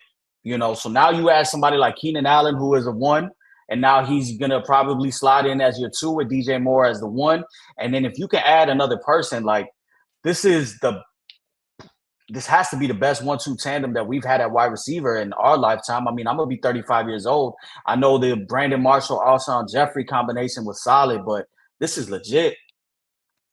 Yeah, I think this is the best on paper, and I'm going to say on paper because, we don't know yet till we actually see it, but on paper, this is the best wide receiver unit we've ever seen. And I think, the people who are, who are worried about, Keenan Allen's age, his injury history. I always thought his injury history was a little overrated, and I say that because it's not like he'd be missing big chunks of seasons like Mike Williams. And that's was something where I wasn't really interested in Mike Williams, period. And I even said yesterday, Mikey, I was like, man, I wish they released Keenan Allen. And, I actually got what I wanted. But it puts him in a different situation because he's a number 1 wide receiver, but he's a number 2 with this team. And I think his go up and get it, ability, he's a great route runner, just like DJ Moore. It's the perfect complement to DJ Moore, and it helps free things up for the rest of the offense. Whether, I know they just signed, Dante Pettis, whether they go a wide receiver in the draft and you were able to get a Rome or, a Neighbors there to maybe, be the 3 guy. And then eventually when Keenan Allen does leave, that he'll be slot right in and take his place. I do believe there's going to be a short extension coming up. Nobody has told me this, so I'm not sourcing this or, saying I know for sure, but I'm guessing that it will be extension up. I don't think Ryan Poles would, as great as, as much as he cares about draft value, would give up a 4th round pick. They own $5 million on Sunday. Yeah, they own $5 million on Sunday, and there's also the $18 million that the Bears have to pay as well. And it also kind of goes with the Justin Fields discussion as well. If you're going to pay that to Keenan Allen, you're not going to pick up that 5th-year option. So I love the deal. It's a great deal for me. And like we said earlier, DeAndre Swift is a good running back. He also is a pass catcher. You having Cole Kmet coming off a season year. And then you bring in Garrett Everett, who I thought was a very underrated signing. Yes. I definitely, being out here watching them play with the Chargers, that's going to be a great threat, great end zone threat for the Bears. But if I have to be honest, I think this signals a trade down, to be 100% real. There's a whole bunch of different ways they could go. They could go best player available, get a wide receiver or get defensive end or get offensive tackle. They could do that, or they could trade back. I know everybody talks about the haul. The real haul to me here is if you trade back for the 9th pick.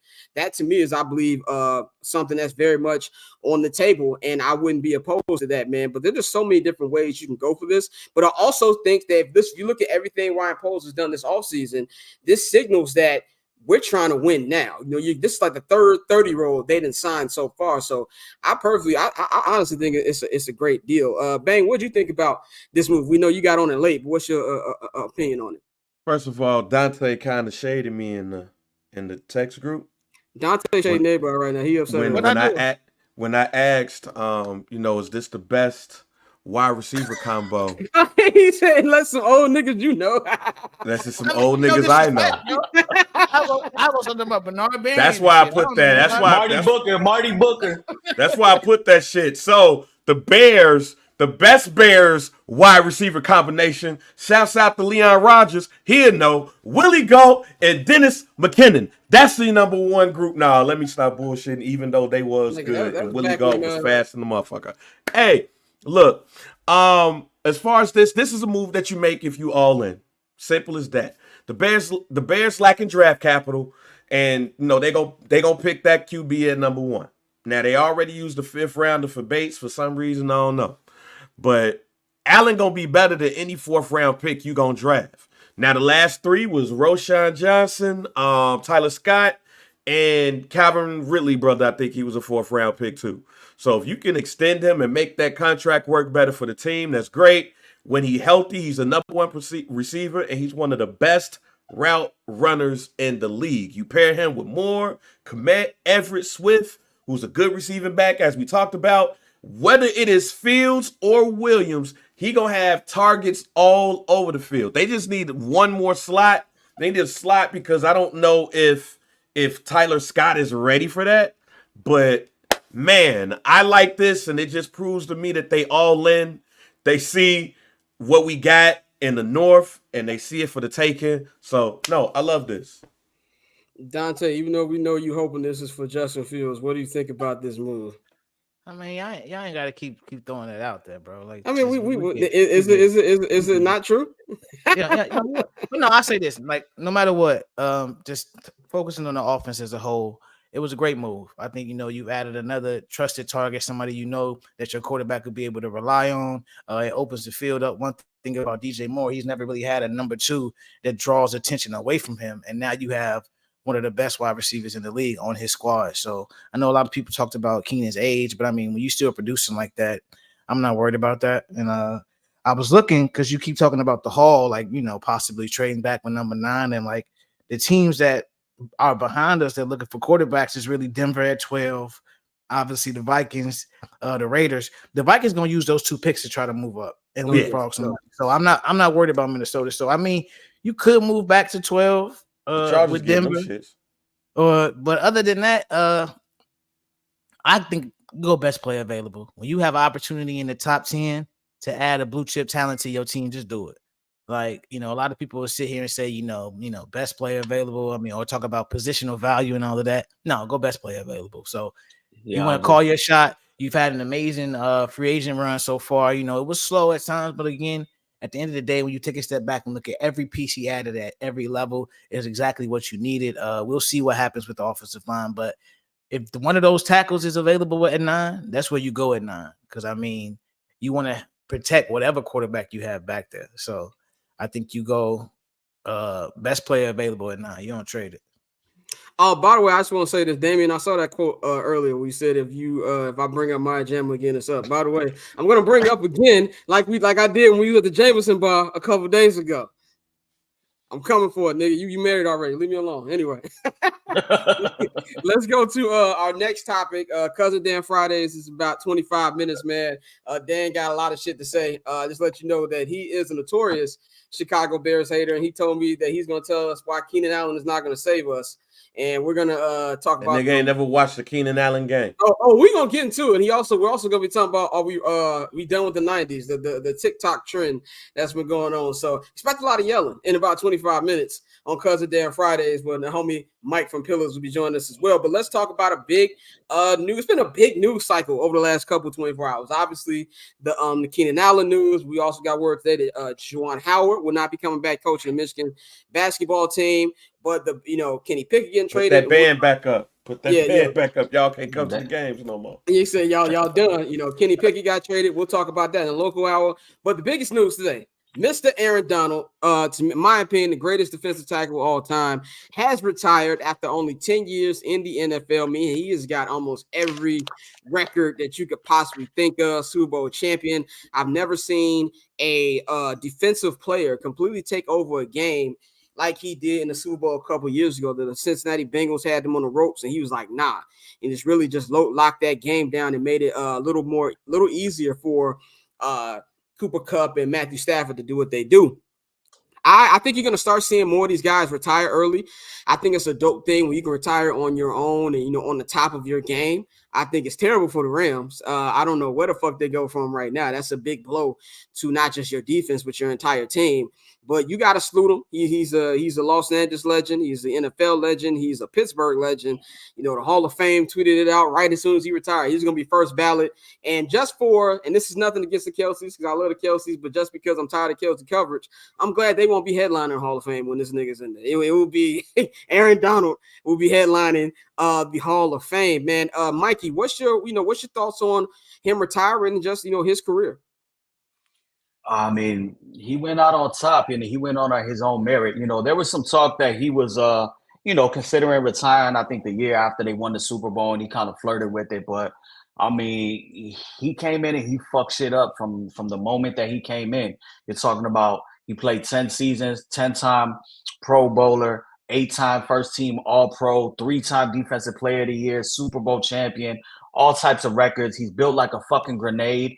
And, he's still young, 32 years old. He's leaving with what, we don't know, but no injuries. He's leaving on his own merit. He's got his family, and he did it his way. So shout out to him. I got the pleasure of meeting him back during the Super Bowl in 2020 before the world stopped down here in Miami. He was super cool, him and his brother. So he's a beast, man. And it's crazy. It always ties back to the Bears because that's who the Bears wanted, and they didn't grab him. They couldn't get him. He went right before them, and that's when we went and took Kyle Fuller. Oh my God! Don't even get me started on that shit. Bang, man. What you think? I'm gonna do a Dante. You've seen a lot of great defensive tackles. Was he the GOAT? Man, that Alan Page. You know what I'm saying? Alan Page. You know what I'm saying? I was there with LT in the 80s. I was there. Nah, man. He's the best I ever seen, and it's not even close. Like, this dude was constantly doubled and triple teamed and got through it. Them first 2 years in St. Louis, and then they moved to LA. They got a ring. They went to 2 Super Bowls. Finally got that ring. Yeah, there's nobody better than Aaron Donald, fam. And from a defensive tackle standpoint. And it's gonna be interesting to see, what the Rams do on that line. Like, as they, or just the team in general, because everybody's getting a little bit older. They got draft picks now, so they can start drafting people again and stuff. But when you lose him, you lose your entire defensive identity. And yes, I wish the Bears could have ended up getting him because, man, that would have been a different trajectory for us too. But shouts out to Aaron Donald, a great career. And he don't have to, practice with knives and shit. Like, he can go just sit down and everything now. He ain't got to do all that extra stuff to try to, get an edge. So shouts out to him.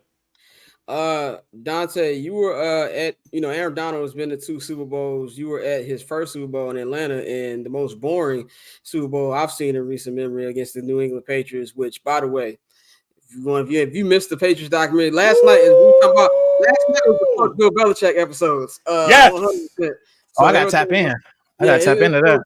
Real good, man. But Dante, seeing him firsthand and just being around, what's your opinion on him, his career, and him retiring?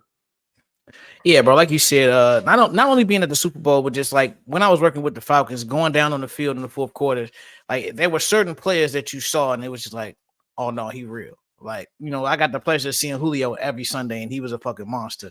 But Aaron Donald was just different. And so for him to go out 10 years, like you said, 10 Pro Bowls, 8 All Pros, over $150 million earned in his career. I think, some people are shocked at the 10 years, but it's going to get to a point where you see these guys as the guaranteed money starts to increase. They're going to play about 10, 12 years and get out of here. Like, I mean, prime example, I know he plays quarterback, so his longevity will probably be a little bit longer.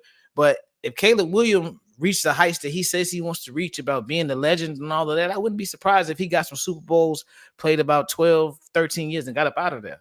Like, just because the money will be that big as we continue to grow the game. So shout out to Aaron Donald, like you said, best defensive tackle I've ever seen live, on tape, anything. So shout out to bro. Big shout out to Grand Patron here in our comments. He said Street Sand Eagles checked on fields. I just did a deep dive real quick. And this is from ESPN's Dan Graziano, reported on SportsCenter today that the Eagles had discussions with the Chicago Bears about a deal for Justin Fields prior to landing Kenny Pickett. The Eagles, from what I understand, talking to sources around the league, were one of the teams that had talked to the Bears about Justin Fields, but obviously could not get to the point where they agreed on a price. So they traded for Kenny Pickett, is what Dan Graziano just said. So I really want to know what Ryan Pat Poles is asking for. Ryan, what is that? What is that price? What is that price? If the Eagles, what were they asking for the Eagles is what I want to know. So shout out to Grand Patron over here in the comments for telling us to check that out, man. But we're going to talk about more of that in the local hour. So you might want to subscribe, patreon.com / Barbers Chat Network, so you can get in tune with everything we've got going on the local hour. We're going to be getting into the nitty-gritty with the Justin Fields conversation. And we're going to talk about the Bears free agency as well. But speaking of free agency, let's talk about the rest of free agency that don't involve the Chicago Bears. Been a very big transaction week in the NFL. Let's talk about some winners and losers in the NFL free agency. To me, I think the two biggest winners, honestly, I love what the fucking Houston Texans are doing. I love what they're doing right now. They're really building up that defense and giving CJ Stroud all the things they want to do. We've seen CJ Stroud have a rookie year that, no matter what people want to say, none of us saw happening. Nobody thought he was going to be that good out the gate. And as I talked to my brother, who's a diehard Ohio State fan, he played better last year than he did, and I believe in any of his years in Ohio State. So they've really been doubling down. Got Daniil Hunter. Added a couple other pieces. I really love what they're doing. I like what Philly did. I like, Saquon, who I think we all wanted as Bears fans. We wanted Saquon. I think that price a little bit outside of Ryan Poles' price range. I'm not mad at DeAndre Swift. That was a real good one that I had no problem getting, but I like what the Eagles did. And as far as like losers, man, I don't know I know what the Minnesota Vikings are doing, but this motherfucker really gonna sell his soul for fucking JJ McCarthy? Like, if you're doing all of this to get into the Drake May conversation, it makes a little bit more sense to me. Like, as our man Bang said, what'd you say? He's gonna be what are you gonna be coaching? Who, Bang? Hey man, JJ McCarthy is going to be the head coach at Nazareth and LaGrange Park by the time he's 30 years old. Biggest losers, Dallas and Baltimore. Baltimore got Derrick Henry. I don't agree with that. They did lose Patrick Queen, but I will say this, Bang. Like, yeah, I just don't understand why you're doing all that to get fucking JJ McCarthy. It just doesn't make any sense to me. So I don't like what they did. I think that it's not. I don't think the Bears are going to trade them in division, obviously, but that's something I didn't like. The Dallas Cowboys doing absolutely nothing. Like, you have Jerry Jones come out there and say we're going to go all in. These motherfuckers ain't making one move. There was a couple moves that made sense to me that I thought they were going to do. I thought they would get Aaron Jones, especially him being from the Dallas area and the way that the Packers got let go of him. So I didn't like that. And I'm not going to call the Titans a loser. That's a lot of money for Calvin Ridley, and I'm not a penny pincher. I'm team full. It's not my money. But that's a lot for Calvin Ridley, I believe. And also, when I don't know what they feel about Will Levis, maybe they think he's better than what I think he's gonna be. But that's a penny for me personally. Mikey, what stood out to you? You've been on the front lines of everything going on a free agency. Who's some winners and who's some losers for you over this past couple of days? For me, man, I really like what Atlanta's doing. I mean, I know that the big question mark in the room is that Kirk Cousins is 36, coming off of the torn Achilles, and we're not living in the ages of back in the day where the Achilles was a career ender. So I'm really liking what Atlanta did. You go ahead and you get Kirk Cousins, you pair him with Drake London, Bijan, Kyle Pitts, and then you go and you add a Rondale Moore and a Darnell Mooney. Like, you went and got Kirk Cousins some guys. They're going to be fast out on that field. You still got Tyler Algier. So I really, really like what the Falcons did in a winnable division. Like, I've been going back and forth with your brother Flows about this because he keeps saying, like, they're not in a win now mode.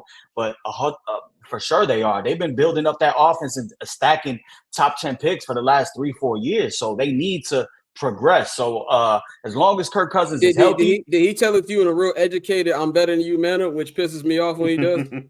Yeah. And I had to tell him, like, bro, you're not on the clock right now, brother. This ain't theology 101. All right, we talking free agency, NFC South. But so I really like what the Falcons did. And then as far as honestly, for me, I think the Vikings are winners in this too. Just because they've moved on from the Kirk Cousins experiment. It got them what it got them. It just didn't work. And I think now they're resetting. They added some talent on defense. That's another thing that I got into it with your brother about, because he thinks Van Ginkel and some of those guys, Jonathan Grenard, it doesn't make any sense for them. But I think it does. And from what I've been reading, what I've been seeing, they're not moving up for J.J. McCarthy. They're moving up for Drake May. So if they're able to swing that, then, we might have the top 2 quarterbacks from this year's class in the NFC North.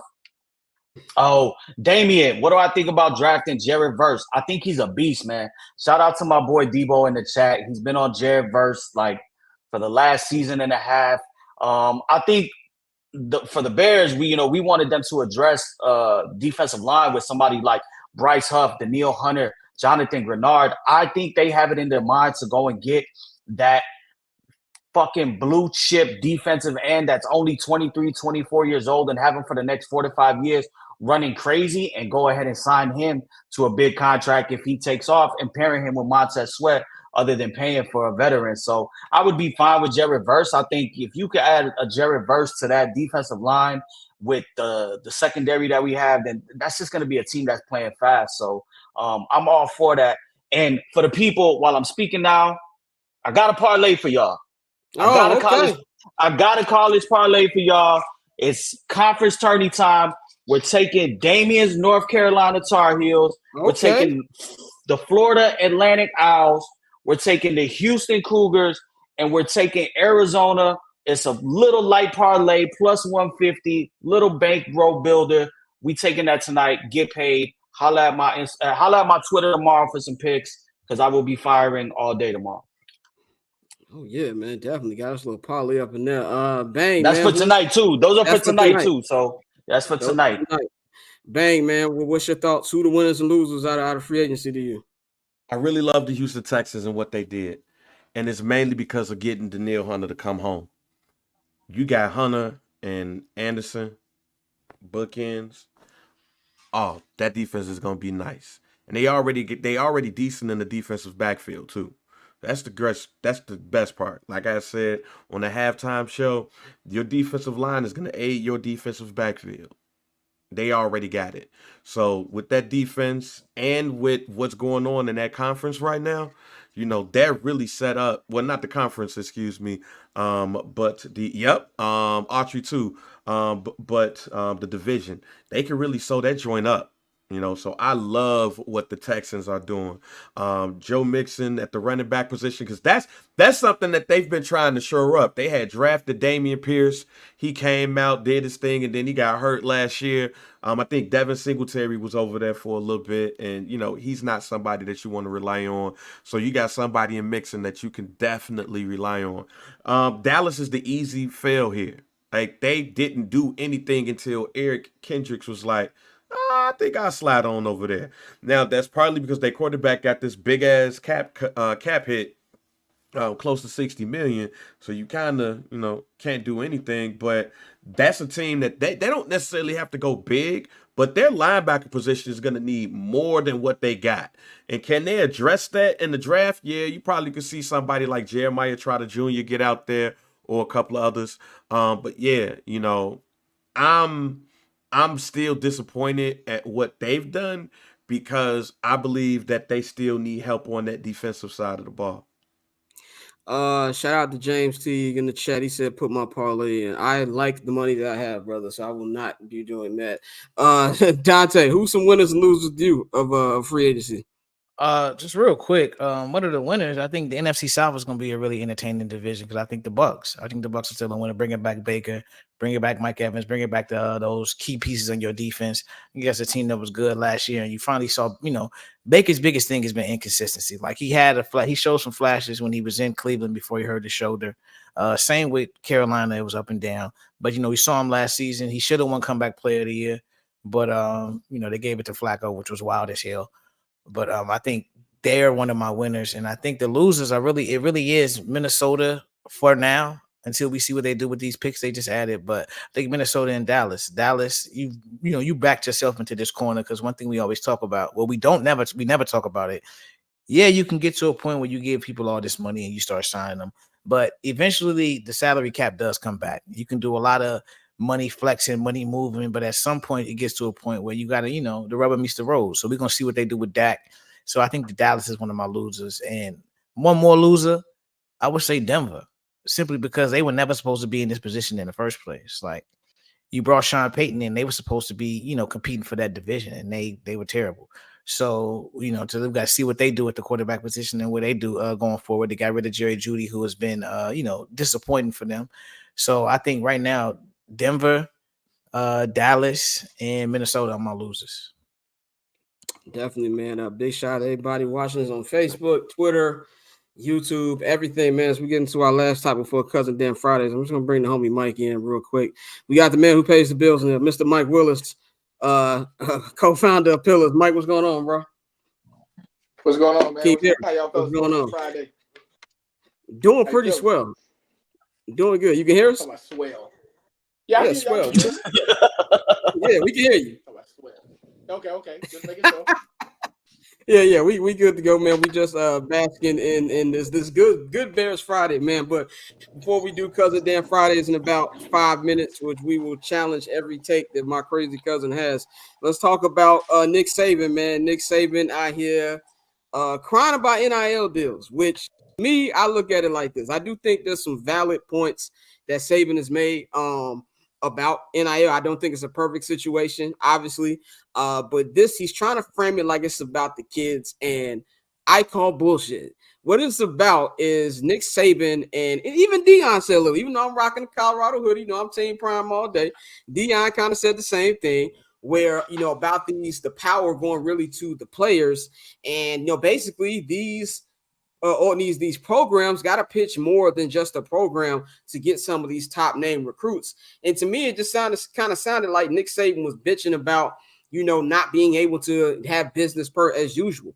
You know what I'm saying? And that to me is just something where it's like the old days are past, bro. We can sit up here and talk about ways that NIL needs to be fixed, and it does need to be fixed. But let's just cut the bullshit and say what you really want. You just sit down somewhere. Yeah, shout out Jay Sanders in the chat. He says Saban got rich off those kids. He needs to, yeah, exactly. Like sit your old ass down. Like it's a changing of the guard here, and it has nothing to do about the future of these kids. It's talking about, I brought them their home. We cook food for them, and that don't mean nothing. These kids want to get paid, man, and rightfully so. So that's what I take from this. Not too much. I see some points. I think it's slightly a right message, but wrong messenger. Mikey, what do you feel about what's been going on with Saban and what he's been saying?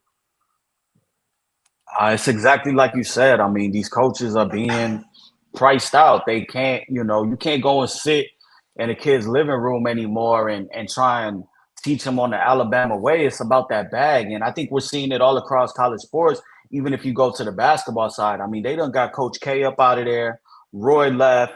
Calhoun left, Boeheim left, like all of these coaches, Boeheim was one of the first ones to really say, like, I don't think I could compete with this transfer portal and the NIL. So it is what it is. Like, tough break. What you gonna do? Like, you were paying all this time, under the table. Now you can openly pay and you can't. So I just think he's crying. It's just the old guard versus the new guard.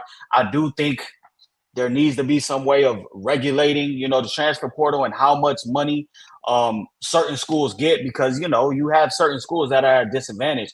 You got schools with $165 million pot of NIL money, and you got a school with no money, So it's just going to really be the death of college sports across the nation, because certain schools not going to be able to keep up.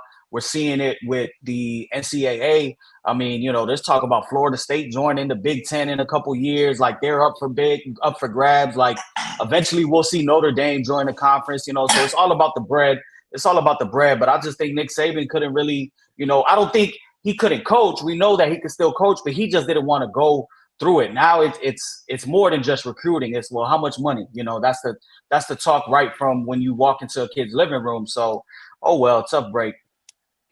Mike, man, what's your take on everything we've been hearing about Saban and how he's been going around?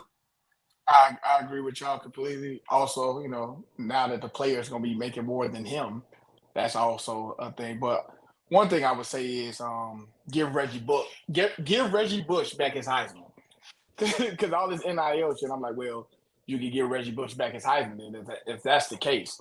But yeah, like it's just times change, bro. Like it's he can't compete with it no more. Now it's more so of a fair playing field, So now you're not just getting all the best players in the United States. A lot of other people are getting it. So, now he got to compete a little bit harder. He got to recruit a little bit harder, and he's just not used to that. He's getting up there in age, and like you said, all the other guys, hey, they got out of there. This is just a new era of recruiting, and if you can't get with it, you just got to get lost, And obviously he didn't probably want to go out that way, because that's what it seems like. Okay, like I'm getting kicked out because the NIL is what really getting me out of there. But really it's just time for you to go. You can't get with it. You can't coach forever. You know what I'm saying? So he did what he did, still an amazing coach.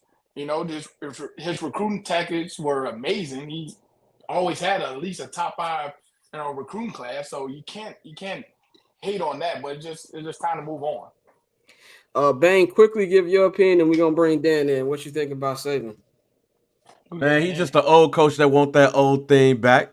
Simply put, you know what I'm saying. Now, is NIL perfect? Nah, and it probably do need some sort of regulation, but it ain't going nowhere. And you got to adjust the dip, and that's what he did. Look, doing the Cupid shuffle with black families and lying about how your son gonna get in the NFL ain't gonna work no more. That's it. Stars might get the shine and they might get the bread, but NIL to me is about the other players who might not be able to get to the NFL and stuff, but they can still get paid and take care of your families, man. Everybody ain't going to the NFL. So when you're looking at, the person who came in as a top 15 recruit and stuff, it's a lot of those folks that come in and you think they're going to be raw and go to the NFL, but they don't do nothing. But they can still profit off their likeness. That's cool. Mm-hmm.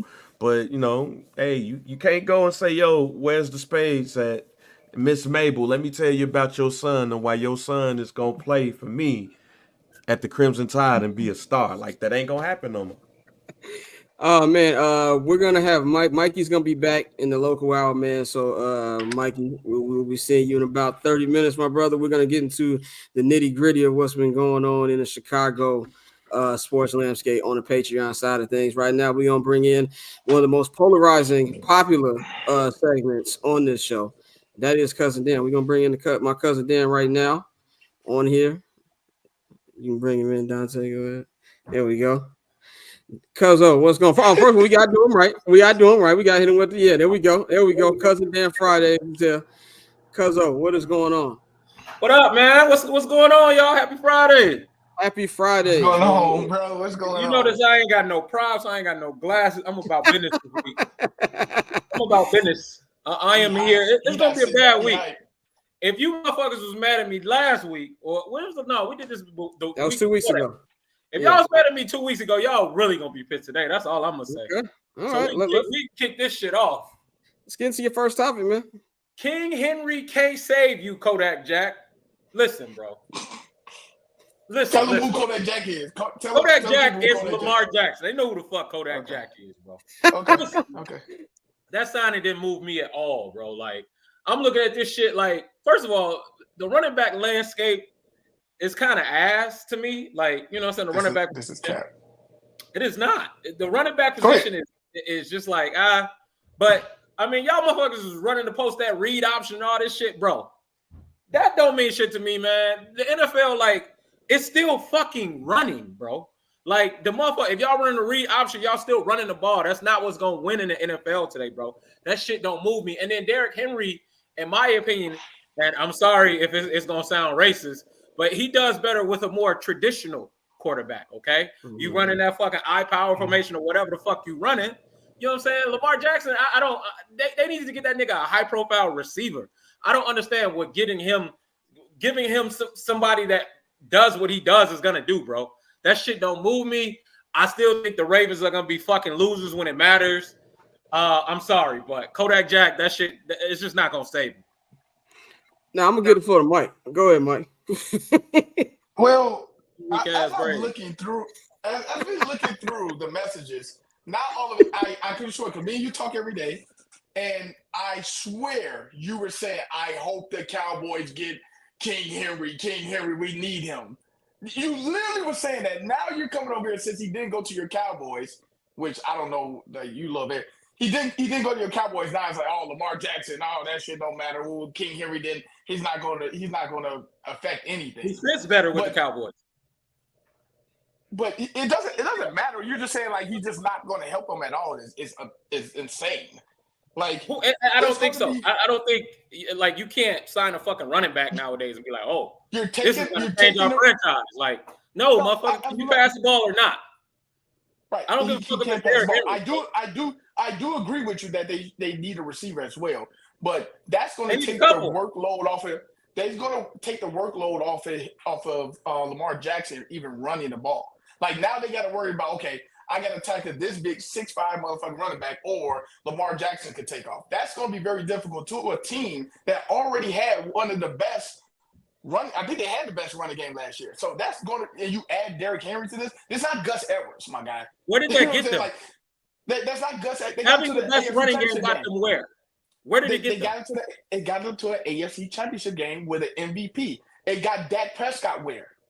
What has Dak Prescott done? Because this is what is Dak Prescott doesn't have King Henry. He does. He's never had. What are you talking about? He has fucking CeeDee Lamb. He has Brandon Cooks. He has an offensive line. He has listen. Dak Prescott is just a mixed Kirk Cousins. That's all he is. What does this have to do with what I said, Mike? Stay on topic, Mike. What does this have to do with the Ravens? I'm staying on top because you're saying I'm going off our messages. You are praising Derrick Henry. Yeah, I don't think he's ass. I don't think he can Baltimore. So he can help Dak, but he can help a two-time MVP. Correct. What did I just say? King Henry does good with a traditional quarterback, not a motherfucker that's going to give you. He's going to give you 3,500 yards max. Tannehill is not a good quarterback. He's not. And you see Derrick Henry did well with him. Trash. So you put him next to Lamar Jackson in the backfield, and you don't think that's going to do any help to Lamar on the Ravens? I didn't say that. I just said he can't move me. Like, I don't think what you think is going to happen is going to happen. They still going to get clapped because their quarterback can't pass over. Their quarterback is a two-time MVP. What are we doing? I don't give a fuck. What are we doing? I'll say this. No. He's mad because he ain't won shit. What has Dak won? What has Dak Nothing. Nothing. But you praise Dak. You praising Lamar for the same shit because he getting them fraud ass MVP. But to be fair, Lamar has been further than Dak. Dak has never been to an NFC championship. So it's the race for second or third. That's what it's about. And Dan used to have braids, and Dan had to cut his braids off. That's what it's about. It's about braids, bro. It's about braids, bro. He's mad because Lamar and me have braids. Now he called that Jack. That's why you mad, bro. If y'all niggas want to look like Kill Boys, that's on y'all. I had to outgrow that shit. I don't want to look like a Kill Boy because I didn't want to be a Kill Boy no more. No. I ain't want motherfuckers. You top joints. You had I had the man bun. And then, no, it wasn't bun. And then I had the man bun. You went blonde. That's why you Yeah. mad, my guy. Okay. We went I was blind before I cut him off. Look, hey, Bang, do you got anything to add to this, man? What you think about that? Derrick Henry, can he help? What's going on? He said, "You got it." Man, no. I think he's going to help, but I don't think this makes them any more of a Super Bowl contender that they was. Like this This does not move the needle to me to say, yo, they're gonna beat Kansas City. They're gonna be in the same place they ass was at because they still don't have enough for Pat. I mean, they don't have a pass. You can say what it is. That motherfucker can't pass the ball, and that's why. No, that's Scott. That's Scott. That's what Scott to do. I like Lamar Jackson. It's not gonna help that's the what Scott. that has been thrown on me, but it don't move I don't me. give a fuck. We like our quarterbacks, and that's okay. You can call us racist. I don't give a fuck. You like your quarterbacks white. You like Josh Allen. I like him quarterbacky, motherfucker. You like Josh Allen. I like Josh Allen. He stepped back. Josh Allen. Hey, now, Dan, say that shit again. Say that shit again, because that shit was funny as hell. You like your quarterbacks what? I like my quarterbacks quarterbacky. God damn it. Quarterbacky. I don't think it moves the needle either. Do I think it'll help? Yeah, it'll help. But at the end of the day, until I'm not saying he can't do it, until he actually does it by beating. If you're gonna beat Patrick Mahomes, if you're in the AFC, that's what you're building your team for, to beat Patrick Mahomes. It don't matter about running the fucking football at all. That fucking Chiefs defense can slow that shit down, especially with them bringing the crew they got back. They done brought back Spagnuolo. They done brought back Chris Jones. We've been heard about the rumors about them getting rid of Snead, but I don't think they're gonna get rid of Snead. So the run game don't mean a goddamn. Can you beat them with your arms? That's why I don't think it matters too much when it comes to this, man. But after a fucking receiver, that shit don't move me, bro. Yeah, like that's what I meant. I think it's a good move for Derrick Henry more than anybody. He can, a sucker is a sucker. Right. Better. It said Scott found his tribe. Get out of here. Let's go to your next topic, Dan, man. We are his tribe. I am his tribe. Yeah, all right, man. This is actually something that I've never said in my life, or I think I would ever say. But the NCAA women's is more entertaining, more fun than the NCAA men's. Like, there's so much star power in the women's division right now. I don't even know who the cold niggas are in the NCAA men. Like, I don't know who nice like that, and I don't know if it's me not like being interested as much and not watching, but like I'll be watching fucking LSU and South Carolina when they be going at it, and I fucks with Juju Watkins and Paige Beckers, and like I'm like fully immersed into NCAA women's basketball right now. And I'm honestly probably going to watch more of the women's tournament than I am the men's, simply because I just don't know them niggas, man. I want to get Dante your take on this, man. You watch a lot more college women's hoops than all of us, man. What you think about, what Dan is saying here? No, it's facts. I mean, partially because I think it's finally more exposure. Like they've quietly been playing better than the dudes for several years now. And now we're finally seeing it because you're seeing ESPN and these other networks finally put more money behind them. Same with the WNBA. Not obviously they're not better than the NBA dudes, but you're seeing more exposure. You're seeing more of their players on television consistently, and so now their game is growing. Just like when you saw in the playoffs when they were selling out. But as far as the college hoops, I think this is great because this is going to lead to an explosion in the WNBA. A lot of these players that you're seeing, a lot of these players that have become household names now when they go to the WNBA, you're going to keep following them because you follow them in college. And that's something that they never had.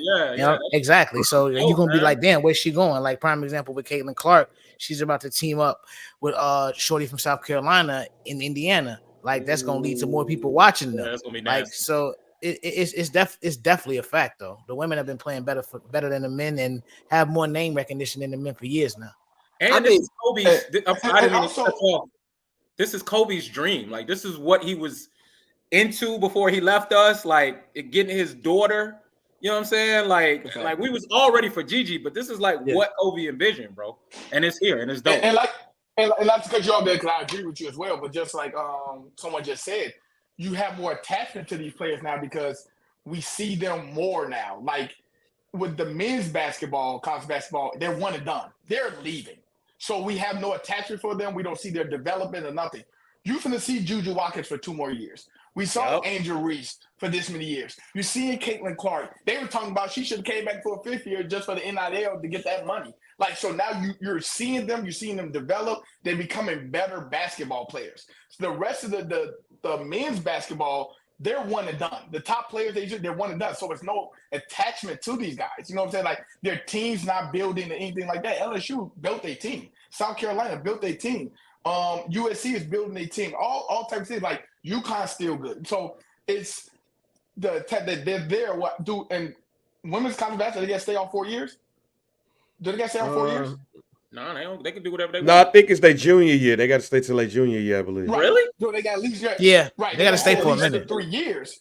They got at least stay to 3 years. And like the men's basketball, I just think they're not guided. They're not guided well. Because sometimes when people go out in the draft, I'm like, who the hell told you were going to be a top 10 pick? You know, so we just have no talent. And the women, they just play better team ball than them. Like, but it takes time to develop it. You got to think about this young freshman guy that's going to the NBA. That means he only played like 30 games in college, and now he's playing with grown men. Now you got to go up there against De'Aaron Fox when you were just 18 months ago going against a high school student. You're going to get cooked. You know what I'm saying? So it takes time. So I agree with you. The women's, even the scuffle between LSU and South Carolina, let that shit happen. Right. I was like, let them hoes fight. Right. Like, let it happen. Like, it's part of You can't have Buddy. You can't have Buddy jumping on the court though. Like, bro jumping over the scores table. Crazy, they should have knocked his ass out. That was too far. Like, you wouldn't do that at a men's basketball game. Why are you doing it for the women? Like, And he knew that too. When he stepped on that court, he was like, "Damn, she bigger than I thought." That nigga. Hey, no, hey, What's it's he just gonna do? Mike. Is he gonna get the swinging? Mike, real quick. They got to stay in. They got to stay in college until they 22. Oh, that's whack. Oh, so it's not even a year. It's 20. So Nah, basically it's almost an 4 age. years. Yeah. Once you hit 22, So then you can almost renounce your eligibility if you still got it. But it's So 22. It's an age thing. It's an age thing. Okay, nice to know. Thank you. And I'll say this too, like, you know, as somebody who, you know, I don't watch a lot of college basketball, I'm not gonna lie, but I've known about these players. Well, like you said, Dan, I don't know nobody, like any other male guys. Like, we coming up, like next month is the not next month, but 2 months we got the lottery, not the lottery. Who the fuck is like the number one pick? Like who? Like this time last year, obviously he wasn't in college. European players. Yeah, all European players. Like some more get overtime elite. That's overtime elite. Some random nigga we don't know about. So to me, like to have that, you know, lead your league or whatever, I think that's dope, and it has a good funnel of talent into the WNBA, which will help get that even bigger and better. You know, Caitlin Clark, everything you see from her, isn't she? Indiana has the number one pick, if I'm not mistaken, right? Like. Yeah, Indiana got the number one pick, so they already go grab her. I think it's Aaliyah Boston is the one over there. Aaliyah Boston. Aaliyah Boston. So then you got that, and if Indiana's a great basketball market, and if they take advantage of actually marketing these players correctly, I think it's a good move, man. So I definitely like what they're doing. But Bang, do you have a take before we move on to our next two? Because that's when we finna argue. We finna argue on these next two. No, I think y'all right. There's no there's passion in the women's game. There's not no names, there's not no story.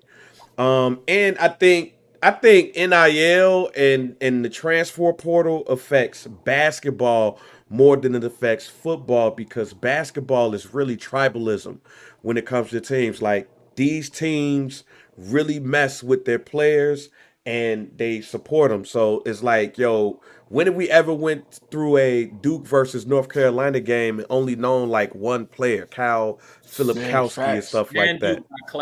Even though what's my man name? RJ, I can't remember his last name. But it's just too, like, that's what a tribalism is. There's no story in college basketball. Like, and don't nobody care about the Houston Cougars, man. Yeah, that shit crazy. Let's go to our next topic, man, as it's been very exciting day on the show, but we got the guy who's going to bring us down. Yeah, man. You know, I know you motherfuckers are like getting rings fitted and planning parades and shit. And all the niceties are over. Them two first topics was So now it's time to really get into the shit, bro.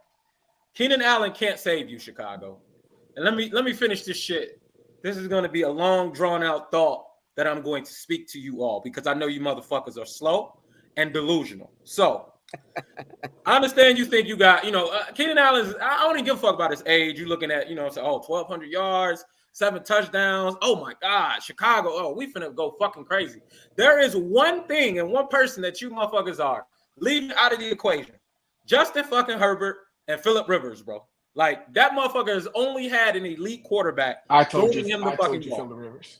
Throwing him the fucking nigga. I knew Phillip Rivers played for the Chargers. You ain't do shit but text some bullshit. When you text me yesterday, let me finish. Let me finish. Go ahead. Let me finish. This motherfucker Justin Herbert averages 5,000 yards a season, and you telling me y'all signing an aging wide receiver that's either gonna have scramble boy or a rookie fucking quarterback passing him the ball, and you think that this shit is just gonna be the greatest shit, the greatest show on turf? Let me tell you something. This is one of two things are gonna happen. He's either going to have like an 800-900 yard season because it's either going to be a rookie QB or scramble boy passing him the fucking ball, or he's going to have a pretty decent season, 1,100 yards, some shit, fleece y'all into like a 3 or 4 year deal, and it's going to be fucked. Or if he has an 800 or 900 yard season, he's leaving after this shit. I'm sorry. I know y'all think y'all just won a Super Bowl, but that shit, I'm sorry. It just don't. Y'all missing a quarterback in that situation. Assuming Caleb is just gonna come in and throw for 4,500 yards is fucking hilarious, but that sounds like Chicago. Okay. Okay. Y'all ready? All right. So hear me out.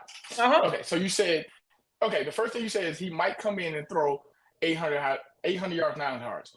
You text me when Gabe Davis got signed that Gabe Davis is fucking nice. He is. Oh my fucking God. Gabe Davis never caught 50 fucking passes in his life. He had one 800-yard season. But you're telling me Keenan Allen, is Keenan Allen better than Gabe Davis? Yeah. Hello? Okay. Is he? Yeah. So now you're saying Who's going to be Gabe Davis's quarterback? Trevor Lawrence. Trick off Trev. There we go. Trick off Trev, motherfucker. All right. Go ahead. Gabe Davis. So back to the witch hunt. So now you're saying Caleb, because now you're getting convinced that he's come to the Bears. Now Caleb is just a rookie at all. You were just saying I'm not allowed to speak on that though. I was reprimanded when I brought that topic up. So we got to move on. You said this man was generational. So, but now since he's coming to the Bears, right? So if he's generational, he should come to not just is he gonna come to a rookie quarterback? Or no, he's not coming to a rookie quarterback. He's gonna be a fucking rookie, Mike. Generational player. I know, but you're saying like he's gonna be mid. We don't know what he's gonna be. You're assuming a lot. That's the fucking point I'm trying to make here. But you're also assuming that Keenan Allen quarterback is gonna be passing him the ball. Exactly. Everything is assumption. That's not gonna happen, no matter what. That's not gonna happen, that's motherfucker. Assumption, Daniel. It's either a rookie or scramble boy. Choose one. Right. But you don't know how many that's not 5,000 yards. A rookie or scramble boy doesn't equal what Keenan Allen is used to. Stop it. What? Dan, you didn't even know. You fucking thought Keenan Allen chose to come to the Bears. I had to tell you yesterday. You lying, G. You can't just lie to make your point, Mike. I swear to God, you said. I said he didn't take a pay cut. That is a choice. No. If you don't take a pay cut, nigga, we're trading you. That is choosing not to remain with the team. What part don't you? You can either you're under contract. Dan, you said, why would he go from fucking Jay Herbo to motherfucking Scrapper Boy? Where's he coming? Well, he didn't choose where the fuck he want to go because he got traded for a fourth rounder. He's not, a free agent could go anywhere he wants, bro. Anywhere he wants. He's not a free agent. He got traded there, bro. I said I'm not taking a pay cut to leave Justin Herbert. That's what I said. Why would I do that? Okay, but here's the thing, though. Right, but you only can take a pay cut if you're in a contract. He's still under and contract. They about a pay cut. He said no, and me, I'd have been like, "Fuck it." I'm staying with He said, "Yeah, trade me to the Bears." No, he didn't know where he was going. Manager. There's only one. There's literally only 4 other quarterbacks like Justin Herbert. So I mean, what are we doing? Bro, he didn't get to choose what quarterback he plays with. I understand that, but he chose not to stay with one of the best 5 quarterbacks in the NFL. Look, we got to do it like this, bro. Like I don't think anybody's expecting Keenan Allen to save the Bears, quote unquote. But that's not what I've been seeing on Twitter. That's not what I've been seeing. Okay, look, you tweets. They be lying on them tweets. I'll be seeing that shit, bro. I dead ass seen a tweet. I can pull it up. I'd be on Twitter for the film. DJ and Keenan Allen are probably the best duo in the NFL. Nigga, Darius Slay said that. That wasn't Darius Slay tweeted that. Actual cornerback said that. Actual cornerback tweeted that. That wasn't a fan. Can you believe that bullshit? Darius Slay tweeted that shit. Can you believe that? I'm just telling you what they said. Wasn't a fan. Fucking Tyreek Hill tweeted the same thing. Like, this is the thing I'm saying. Justin Jefferson is better than both of them niggas combined, and you telling me they the best duo in the fucking league? They said duo. Who's Justin Jefferson's duo guy? That's what I'm saying. By himself, Jordan Addison. Both of them niggas. How you gonna say that's the best duo? I'm taking AJ and Devontae over them niggas, dog. What are we doing here?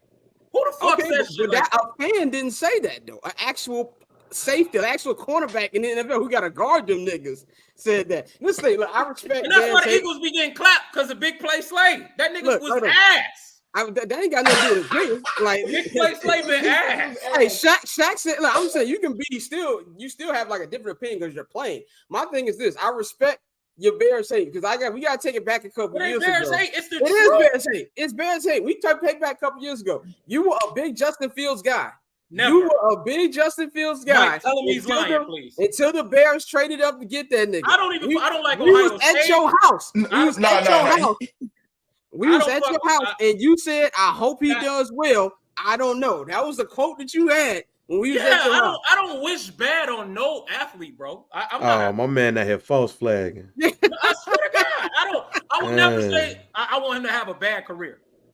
I've never said that. Okay, so I got a question for you. I got a question, and then we're gonna get bang opinion on this. We'll move on to the next topic. Mm-hmm. So let's just say he does have a really good year. And I'm not saying Caleb Williams. Let's say Caleb Williams wins Rookie of the Year. He plays good, has 3,500 yards, throws 30 touchdowns. Then what you gonna say? I'm gonna congratulate the Commanders for fucking drafting that nigga. What are you saying, bro? What are you saying? Y'all are so listen. Grandpa Boy is on that roster for a reason. I know he's on the roster because he can't find a trade partner right now. That's why. That may be one reason. Or Pose might be doing all this shit to build around scramble. You never know. The Bears are stupid, but okay. The Bears are stupid. The Bears are stupid. He has been stupid. I pray to God they pass on Caleb. But I can't judge you. You gotta tell me a quarterback, bro. I got judge for you. Bang. What you gotta say about this, bro? Don't worry, you're gonna be talking on the next topic. That's we're gonna be talking about the next time. Let's go to this next topic, man, because I wasn't aware of this trend. I actually told Mike that I thought he came up with we done tonight. That's how much I don't get. I had no idea. I came up with it. Oh, yeah, go ahead. We done with the 90s. Why are you mad? Why y'all so mad that listen, this is what's happening. TikTok, probably the newest piece of social media that is like the hottest piece of social media, like taking off. For years. People like Bang, people who fucking, worship Michael Jordan have said, oh, the 90s, that was the golden era of basketball. The defense was the best. Michael Jordan was fucking God. He killed it's like, all right, cool, man. This is what we got when we was like, nah, I think it's, I think Bron the GOAT, blah, blah, blah, blah, blah. So now people are going back, looking at these fucking games, looking at the competition and being like, this shit is terrible. This is bad basketball. This is not elite guard play. This nigga Michael Jordan was literally the only cold nigga like that. It wasn't nobody. He ain't have like Bron got a KD. He ain't had none of that shit. None of it. And now everybody up in arms. It's like, bro, it's an overcorrection. That's what it is, bro. Like, motherfuckers are overcorrecting, and now they just calling out all the bullshit, and you motherfuckers hate it, bro. And I love the shit, bro. Because any motherfucker who go back and just watch them, I just told a motherfucker, bro, just go watch some of them old Bulls games. You're going to be like, this shit is huff. That shit is huff, bro. I will fucking take that to my grave. That basketball was fucking ass, bro. This nigga took 7 years to develop a left hand.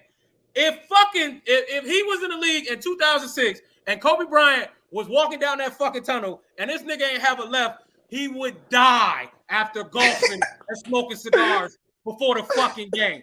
The stories that they used to tell, he went and drank and golfed and gambled all day and came and dropped 50. You can do that in such an era. If fucking T-Mac was waiting on that nigga, that he's dying, bro. That's why niggas is done with the 90s. I love TikTok for that shit. Like, this shit got Jordan staying so upset. This nigga Jordan put in a call to the White House. He trying to get TikTok banned. So Jordan's the reason. Nasty, dog. It's nasty, bro. I've never seen this shit in my life, dog. So Jordan put in a call to get this. 100%. Not giving false information about the election, but Michael Jordan called the Senate like, yo, y'all need to get rid of this. We gotta stop this shit. Yo, I'm gonna let Bang tackle this, man. Go ahead, man. What's up? Bang ain't in this shit. No, Bang, come on. No, Bang ain't in this shit. No, Bang. And I said what I said then. You ain't even never watched a Mitch Richmond game in your life. Nigga, defend the 90s. You defend the 90s. I'm about to defend the whole goddamn day. I defend Saved by the Bell, nigga. I'll defend Martin, nigga. I'll defend the Living Color. Martin, y'all miss $1 gas. Y'all miss fucking Jodeci. And y'all niggas actually. I don't miss Jodeci. I can go listen to Jodeci right now. You know what's the funny shit about all No, Scott. You know what the funny thing, Mike? You know what the funny thing is? What I love about this era now is YouTube. All this shit's gonna be here forever. Yeah. And what's gonna happen is my son, who's 9 years old right now, when he gets 30, he's gonna be looking at YouTube and he's gonna be looking at this NBA and he's gonna be like, this shit's ass. But he's also gonna be looking at your ass, Dan, defend this shit. Like, man, who the hell is this big ass dude right here talking about all this shit ass? That's what's gonna happen. I'm not one of these. That's what's gonna happen. You know what I think is ass? You know what I think is ass, Dan? A lot of shit that I saw in the 70s too. Why? Because I didn't grow up in that era. You didn't really grow up in that era. So I totally get it and I totally understand it. Can I? No, hear me out. No, hear me out. He ain't really grew up in that era. He an old nigga that's trying to see. He's an old nigga that's trying to hoop with the little niggas. He's the old nigga that go to the gym and try to talk shit about the old niggas so he can be cool with the little niggas. That's what Dan is. Dan, I know we the same age. But you know what? I ain't out here trying to be cool with these little niggas. Not either. That's your ass. So I'm trying to be cool because he's Steven Jackson. He's Steven Jackson going to O Block. Dan is Steven Jackson. Dan is Steven Jackson going to O Block talking about fuck these old niggas. Almost every other day, Mike. Fuck these old nggos. Fuck these old niggas. What do I say about O Block, G? Almost every other day, Mike. What do I say about O Block? Burn that shit down. I want that shit closed. And I'm waiting for your picture in front of the King Von. Nigga, my building in O Block. My building in Woodline. I need that shit closed down. No, you just need that shit for monetary reasons, nigga. Because you want to be better in life. Because you want to be. I want to tear down O Block and build. You wanted to expand your horizons, nigga. The one thing about the one thing we done about the 90s shit, this was on damn side of it that makes more sense. You know, it started. We done with the 80s first. That trend was going for a minute. Yeah. It didn't piss people off. It did. They talked about they was killing Larry Bird. They was killing Magic. Cause them niggas are old. And look, Mike, cause the niggas that was watching the shit ain't on TikTok. Yeah, but they was killing James Worthy. And then he went from the 80s and then said, as soon as he said the 90s, it went to shit. You can't talk about Michael Jordan. That shit was like, I'm like, they really cooked the 80s more than they did the 90s. They was talking now they about cooking the fuck out of the 90s. But then, but also can't wait till they cook Vince Carter ass. You can clip shit. You can clip shit. You can clip shit. That, you know what I'm saying? It's not a whole game. Like, hold on, Mike. Mike. Because you was talking. Hold on for a second. Because you was talking. I'm gonna say this again, and I want to hear Dan's reaction again. I can't wait till they cook Vince Carter's ass. Cool, bro. You think Vince? No, they gonna cook his ass. They gonna do the 2000s. They gonna cook Vince Carter ass. They are not. They are not. They cooking the right hand bandit. That's who they cooking. Hold on. In 10, 15 years, they cooking the right hand bandit. 15 years when you got little niggas putting up Wemby highlights talking about y'all niggas thought LeBron better than this. And they gonna pull up footage of him getting cooked by JJ Barea. Them hooping with each other. The same way. It's funny them hooping together. That fucking gambling addict ran out of Dodge when LeBron was getting ready to come into the fucking league, bro. Stop it. It don't translate. You can't look at the 2000s and then look at the 90s and say that's a similar type of it's not, nigga. Everything is back. Everything is you wait a minute. You right, because scoring went down. Like the scoring went down.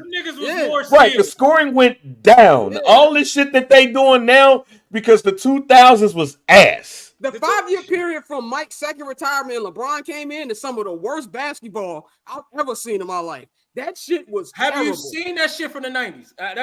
Have you? Yes. The 90s, Well, is not bad. To disagree with your point, there are people on there watching. There are people. Listen, to disagree with your point, Mike. There's niggas on there watching whole games, Michael Jordan games. Well, it was like game 1 of the 91 finals, right? And they did a fucking flow chart. How many times this nigga went right? How many times he went left? When he went right, what happened? When he went left, what happened? That motherfucker was like 15% going left. It was either one of the best players in the NBA right now is Jaylen Brown, and that nigga is the same motherfucking way. Exactly. And that's why they also call that nigga Bald Jaylen Brown on TikTok. And that's exactly why they call him that. And they say that the nigga is what? And they also say the nigga is what? They call him the right hand bandit, Bald Jaylen Brown, bro. That's what they call him. And they also call this nigga an MVP candidate. So at the end of the day, it's like, all right, stop the shit. Stop the shit. Jaylen Brown? Jaylen Brown. I didn't say that motherfucker was. I said they also say that this nigga's a late entry in the MVP candidate. Get the fuck out of here, man. Hey, I didn't say the shit. Wait a minute. I'm not saying the shit, but the nigga that went on the little streak and shit, and all of a sudden, this nigga's an MVP candidate. So we talk shit about him. We should talk a couple of weeks ago. We talked shit about fucking Jason Tatum and all this shit. We've talked about all this shit about all of these players, but now we talking about how the 90s was whack. We doing the same shit. Nigga. And Orlando, yes, them huff ass thousands Pistons. That goes back to my point. Niggas in 2002 was watching games that was 68-57. Bro. If you drop Vince Carter, the Pistons drop any of them niggas from the 2000s, 11 games, that's bad basketball. That's bad basketball. Dog. That's bad basketball. So if that's bad basketball, then in the 90s was good basketball? Joe Dumars and Hershey Hawkins? I'm not saying and motherfucking. I'm not propping up this era of 152, 120. Niggas not even giving a fuck. It's the thing, but it's not the actual trend. I don't give a fuck about the trend. I don't care what little niggas say. That's because you're not on TikTok. It's not little. It's not just You like hit his nigga. You hit his old nigga. Because that's because you're not on TikTok. Because you're not on TikTok. My father looking at this shit right now. That's the shit my father say. Oh, you didn't see the latest trend? Because nigga, you ain't on TikTok. They think TikTok is TikTok whole thing. I'm sorry. I get it. Facebook is y'all holy grail. I don't be on Facebook have to either. go past that shit, bro. I don't be on Facebook either. I stay away from Facebook, except for the people who watch me on Facebook. Shout out to y'all. But Right. that was Stupid. Yeah, shout out to y'all who watch on Facebook. No offense. Michael Jordan has never been this. His public opinion has never been this low. I'm just gonna leave it at that. That nigga got real motherfuckers like he got like motherfuckers on his head. Vince Carter highlights. Vince Carter go back in the 90s and be fucking God. Like that nigga would jump. Vince Carter got drafted in the 90s. Literally, listen, this is how fucked up that era. You talking about his prime? Yeah, listen. This nigga Michael Jordan did a behind the back, right? He fucking wrapped the ball behind his back and caught it with his right hand. The announcer said, "I don't know what I just saw Michael Jordan do." Oh my God! Yeah, I threw my fucking phone, bro. I threw my fucking phone. You can't tell me that's good basketball, bro. You can't tell me a nigga doing a rap is good basketball. Stop, bro. You haven't. How many games do you watch now? Like dead ass. The product is damn near unwatchable right now. The individual talent is at its highest, but the game stinks right now. But the players are better. No. I don't like to watch these niggas shoot three. Like I said, when Brown retired, I would be a casual. Yeah. I will not be into the NBA like that. However, them niggas is going back and cooking Hershey Hawkins and Joe Dumars. I'm sorry. They cooking the fuck out. Richmond. Donovan Mitchell is cooking Mitch Richmond. Stop it, bro. Donovan Mitchell can't even cook Jalen Brunson. Donovan Mitchell can't even cook Jalen Brunson. Hey, I told Pabby, 16-year-old LeBron is baking Reggie Miller. I cannot stand it. I want to see if we can get 1,000 people watching right now before we log off, because we almost there, man. Like, this is what I think.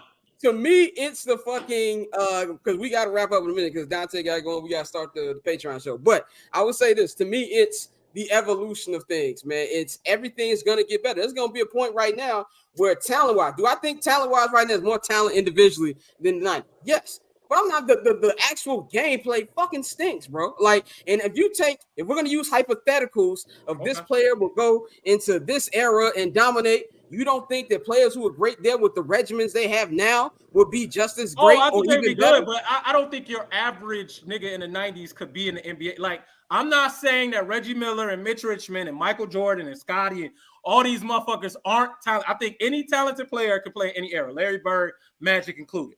What I'm saying is, if you put them in certain eras, all that shit, that magical shit Michael Jordan is doing today, that's Malik Monk on a random Wednesday night against them. All this shit, wrap around, we see it, bro. Listen to me. You ain't never seen Malik Monk do one of the reverse layups that Mike did that year. You ain't never seen Malik Monk do that. You're lying, Scott. You ain't never seen Malik Monk do that. No, first of all, when Mike did that reverse layup, Mike should have dunked it. He was wilding. Mike should have just dunked it. Like there was no point to it. I never understood that play. He went up and then switched that. He was stunning. He was stunning. That was okay. Flex. But Malik Monk poke shit. G, pause. All the time. Pause. That was crazy. Nigga, Zach LaVine. Send Zach LaVine to the 1985 dunk contest. That nigga he's being arrested for witchcraft, bro. They're gonna be like, what the fuck are we looking at? Zach LaVine also getting locked up. They sending that nigga to the Vatican, like, yo, he got the devil in him or some shit. I've never seen. Because he wouldn't do that in 1985, nigga. It's a different era. We're picking up players and dropping them into that era. My God. That's what I'm saying, bro. You can't tell motherfuckers what they eyes see, bro. How you gonna tell me? Said Malik Monk. Dog, that shit was come on, that shit is common, bro. All that shit is that nigga's entire highlight tape. Role players do that shit now, bro. Role fucking players. All that shit. All that shit. Now. Everyone's athletic. Yeah. Yeah. So stop telling me. So stop telling me Hershey Hawkins would be guarded fucking Jason Tatum or Joe Dumars. This nigga named the most random ass because last week this nigga fucked up by saying Mitch Richmond. Now this nigga just naming the most random ass NBA player to make sure his point is right. The next week they ain't gonna bring this shit up and he gonna be like Dana Barros, like nigga, who are we talking about here, nigga? Vincent Askew, like nigga, who the fuck is we talking about? James Edwards would not do anything in this era, nigga. We know we're not talking about Hershey Hawkins. We're not talking about these niggas. That's his competition. Like we not talking about these niggas. And that motherfucker this nigga just naming them. This nigga naming the most random ass. It's like it's like your ass went back and got some hoops cards and was like, "Yo, I'm gonna name Liddell Eccles, my nigga." Like, you don't have posters of this nigga, bro. If you look at these niggas, G, Joe Ingles cooked Paul George, so I know he cooking Larry Bird. That shit was hilarious. That shit was funny. Now that shit's funny.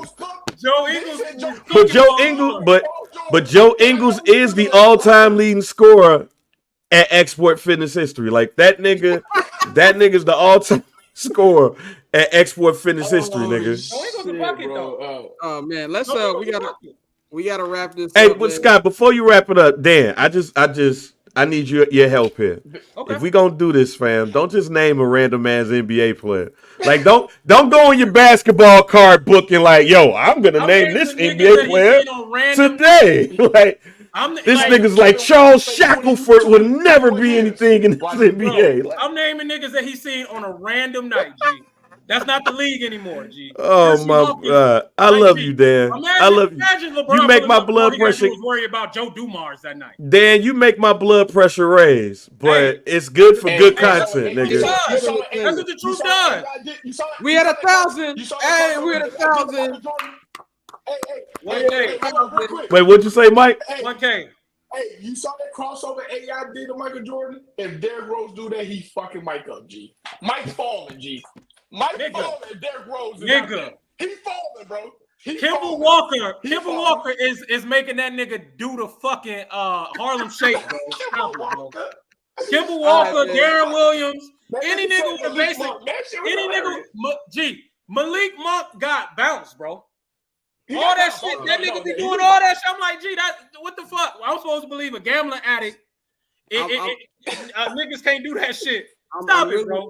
I'm really looking forward to see what the Instagram and YouTube comments will say about this when I clip this up next this week. Sherman Douglas is not doing anything in this era, fam. You're always making me look like I'm evil and I don't know what the fuck I'm talking about. Sherman Douglas is not doing. You gotta give me my due, bro. Ronnie Cycli ain't doing nothing in this era, Dan. You're right.